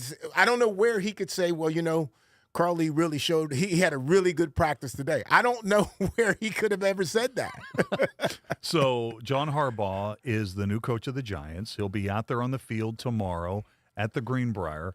Camp starts tomorrow. It runs through August the 8th. According to a press release from Big Blue, fans will be able to attend up to 6 open practices on July 30th and 31st, as well as August the 1st and the 5th through the 7th. All open practices, free admission, and they will begin at 1:30 in the afternoon. So there you go. That's the story for the Giants. So when a new coach comes in, like John Harbaugh, and he's got a reputation of running a really hard camp. Mm-hmm. He built that reputation when he was with the Ravens. Does he have to, do you expect him to, call out the quarterback on something? Or, maybe people keep wondering about Malik Neighbors. Does he have to do something with one of the stars of the team, to yell at them or make them do something to get the attention of the rest of the group, just to say, I'm the new sheriff in town. This is not the old country club New York Giants. See, the only person that I know was Les Steckel who did that I played under, who made it very clear that he was going to be, new sheriff in town. Right. And he's going to run the whole show. Okay. I understand all that. But at the end of the day, what happens is he can't do that, because you're not going to yell at Tommy Kramer. If Tommy Kramer throws an interception in practice, you're not going to yell at him. And let's just assume that you do. You're going to realize that you can't, because he's going to say something back to you. Well, okay, there's a couple of things here. I mean, some of the money is so big now. Yes. But I mean, But athletes are not robots. I mean, they're human beings, and sometimes some guys take a criticism better than others. It's just the idea that a coach would be showing one of the main members of the team, you guys were losers the way you played last year. Now you're going to do it my way. But see, and that makes sense, okay? But I think the reality of it is, you're talking about grown men who don't want to lose, and they want to play hard. But they're not interested in, they're not going to, I'm sitting here and a coach is standing in front of me, yelling and screaming and cussing at me. And you're sitting beside me, Coop's on the other side of me. There's no way I'm going to let that go. I'm not going to not end up saying something back. Really? Yeah. Really? I'm not And I'm the guy who's not, I'm trying to do everything I could possibly do so that I don't have that issue. But there are very few players. At least back in my day, you take a Keith Millard, you take a Chris Dolman. Those kind of guys, when you're yelling at him, and they had a kind of a yelling coach, but he monitored how he did it to where it's not he's not cussing you out and embarrassing you in front of all the rest of the team. That can't happen. Back in the day, guys would say something. They would say something back to the coach. Man, this is really good stuff. The only person you wouldn't say anything to would be Bud Grant, but Bud would never do that. He would never do that. He would never do it. Yeah, it was silent It would be silent. It would be calm. It would be just, hey, Dave, no, we're not going to do it that way. Okay. We're going to do it this way. Okay. So, for example, tomorrow at the Greenbrier, suddenly John Harbaugh gets into the face of Jackson Dart, the quarterback that's supposed to lead them wherever the Big Blue's supposed to go. He's screaming at him, and Jackson Dart's got to be sitting there taking it, and he's got to be thinking in the back of his mind, Coach is making an example out of me. I'm the team leader here. I've got to take this. Keep my mouth shut, and go back to business to show the other guys on the team how this is supposed to operate. Possibly. But him walking away and not saying anything, that's speaking some volumes. But on the other side of it, it is going to be the body language, because because I don't think he's going to stand there and let you just go off on him. You're going to have to walk with him back to the huddle. So now it's almost as if I'm ignoring you and you're still talking. Man, I'm not going to stand right in front of you and you're going to cuss me out. I do not want to take a commercial break here, but we've got to. We'll take a break and come back with more in just a minute. Ready to make this boating season unforgettable? Head to Lou Wendell Marine Sales, family owned and operated for over 40 years and West Virginia's largest Avalon pontoon dealer. Lou and his sons are boating experts from sales to service to repairs. And right now, their lot is packed with incredible inventory and some of the best deals of the season. Whether it's weekends on the lake or sunset cruises with the family, Lou Wendell Marine Sales has your perfect boat waiting. Because they don't just sell boats, they sell family fun. Visit LouWendellMarineSales.com today. Hi, I'm Brady Stutler, a project manager at Civil and Environmental Consultants. I craved growth beyond small firms. That's when I found CEC. CEC's small firm culture with big firm opportunities is unique. Here at CEC, I expanded from a designer to a project manager, working on large projects within my hometown. With retirement benefits like employee-owned stocks, CEC secures my family's future. At CEC, we engineer progress in the great state of West Virginia. Find out what CEC can do for you. Visit cecinc.com. This is Hotline, presented by Salango Law on Metro News, the voice of West Virginia. Of course, the LVA was brought into my life because I had a severe heart attack in November of 2024. And then I entered into congestive heart failure. Where he was in the course, we really had to go towards an LVAD. At that point, I was committed. At that point, I wanted to get better. And I wanted to see what this machine was going to do for me. With this therapy, he's thriving, doing well. And not only is he living, he's thriving. Leading the efforts to build a stronger West Virginia, the High Technology Foundation has a proven plan to strengthen and diversify our state's economy. The I-79 Technology Park's high-capacity infrastructure continues to attract advanced federal operations that are driving economic growth. This keeps our young, educated residents in the state and brings West Virginians home. The High Technology Foundation, building a stronger West Virginia. Learn more today at WVHTF.org.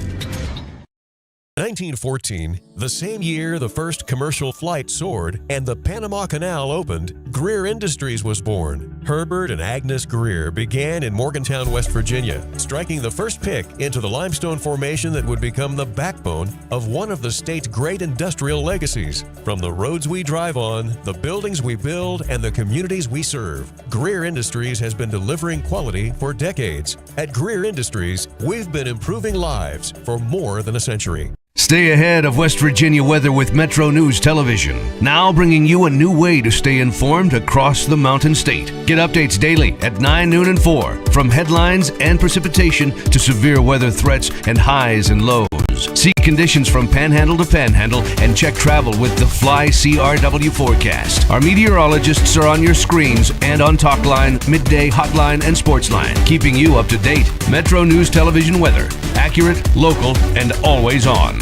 For over 20 years, Dan Cava Toyota World has been more than a dealership. We're family-owned, community-focused, and committed to taking care of our customers long after the sale. Our commitment doesn't stop when you drive off the lot. With factory-trained technicians and a service team you can trust, we're here to keep your vehicle running at its best for years to come.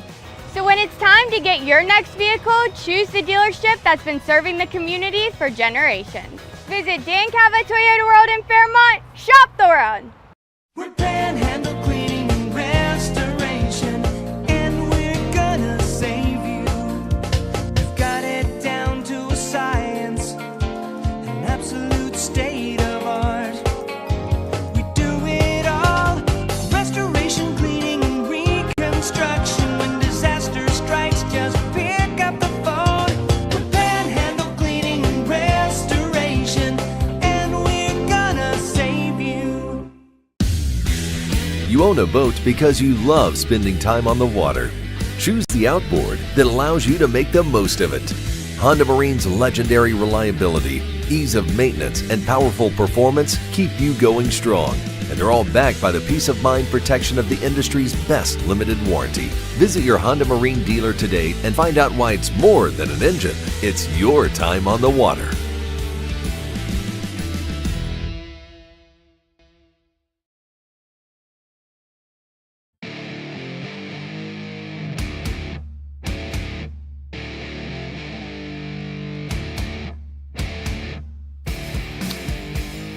All right, welcome back. Quick segment here. We just went overboard in the last segment, Carl. My goodness. My goodness. Hey, if you like that kind of content, don't forget Carl's got his own podcast. You taping a podcast tonight, Carl? Yes. Okay. And it's available on the WCHS network and will run at a variety of different times on WCHS and ESPN here in Charleston. WVU football news. This was released earlier today, and we did discuss it a bit in the 3 o'clock hour. Scheduling note. WVU, of course, played Ohio last season, lost to the Bobcats at Peden Stadium. They were scheduled, they're not scheduled to play them again this year. They're going to play them next year, and the date of the game has changed. It was originally scheduled for the Bobcats to be in Morgantown to play WVU on September the 18th. Now that game has been moved to Labor Day weekend. So the game in 2027, which was scheduled for September the 18th, has now been moved back to August 28th. And there's still a third game in this season, a third game in this series to be played. That'll be in September 1st of 2029. This is a kind of a unique situation. In the past, these kind of deals worked out where the power team would agree to play a series, and then right before the team from a non-power conference would be getting a home game, that game would be bought out. That's not what happened in this series. West Virginia started this series at Ohio, lost to the Bobcats. Right now, the remaining 2 games are scheduled for Morgantown. And as I said, the middle game, the second of the 3 games, scheduled for next year, the date has been moved from September the 18th to August the 28th. The question here is things like this don't happen in a vacuum. All right, there's going to be another shoe to fall, and it means what's going to happen on September 18th, 2027. To be continued. Carl, great to see you. Thank you. Good hour. Likewise. We'll take a quick break and come back and wrap it up for the day in just a moment. Leading the efforts to build a stronger West Virginia, the High Technology Foundation has a proven plan to strengthen and diversify our state's economy. The I-79 Technology Park's high-capacity infrastructure continues to attract advanced federal operations that are driving economic growth. This keeps our young, educated residents in the state and brings West Virginians home. The High Technology Foundation, building a stronger West Virginia. Learn more today at WVHTF.org. For over 20 years, Dan Cava Toyota World has been more than a dealership. We're family-owned, community-focused, and committed to taking care of our customers long after the sale. Our commitment doesn't stop when you drive off the lot. With factory-trained technicians and a service team you can trust, we're here to keep your vehicle running at its best for years to come. So when it's time to get your next vehicle, choose the dealership that's been serving the community for generations. Visit Dan Cava Toyota World in Fairmont. Shop the world! We're Panhandle Cleaning and Restoration, and we're gonna save you. We've got it down to a science, an absolute state of art. We do it all, restoration, cleaning, and reconstruction. When disaster strikes, just pick up the phone. We're Panhandle Cleaning and Restoration, and we're gonna save you. You own a boat because you love spending time on the water. Choose the outboard that allows you to make the most of it. Honda Marine's legendary reliability, ease of maintenance, and powerful performance keep you going strong. And they're all backed by the peace of mind protection of the industry's best limited warranty. Visit your Honda Marine dealer today and find out why it's more than an engine. It's your time on the water.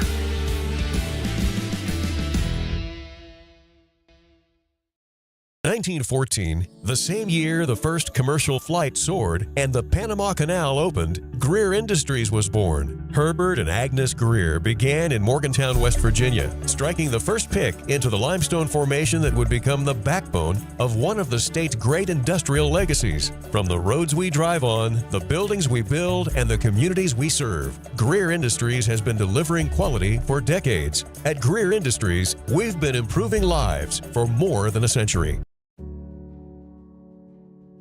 Of course, the LVA was brought into my life because I had a severe heart attack in November of 2024. And then I entered into congestive heart failure. Where he was in the course, we really had to go towards an LVAD. At that point, I was committed. At that point, I wanted to get better. and I wanted to see what this machine was going to do for me. With this therapy, he's thriving, doing well. And not only is he living, he's thriving. If it matters in West Virginia, it's being talked about here. I always said I was going to move to a mountain in Tucker County, but probably going to put a data center on it, so I got to find a new plan. Join Dave Wilson and TJ Meadows for Talk Line on Metro News Television. Sports Line on Metro News Television. I was sitting with a guy last night, and he said, all right, I'm going to go put $1,000 on it. Well, down the stretch of that ball game, he's looking at us like, are you kidding me? Sure enough, the Mountaineers came back. I saw him today. He said, yep, I'm putting another $1,000 on them tomorrow.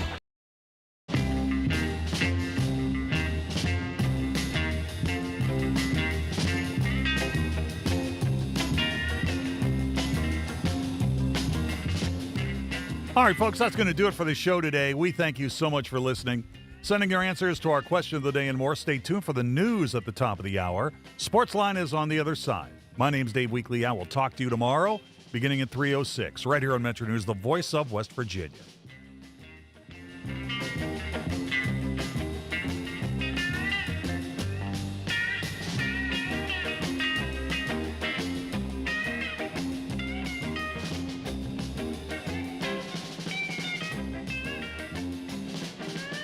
This is Hotline, presented by Salango Law on Metro News, the voice of West Virginia. Hotline on the Metro News Network is presented by Salango Law, salangolaw.com. Hear Hotline weekdays from 3 until 6 on this Metro News station or WVMetronews.com.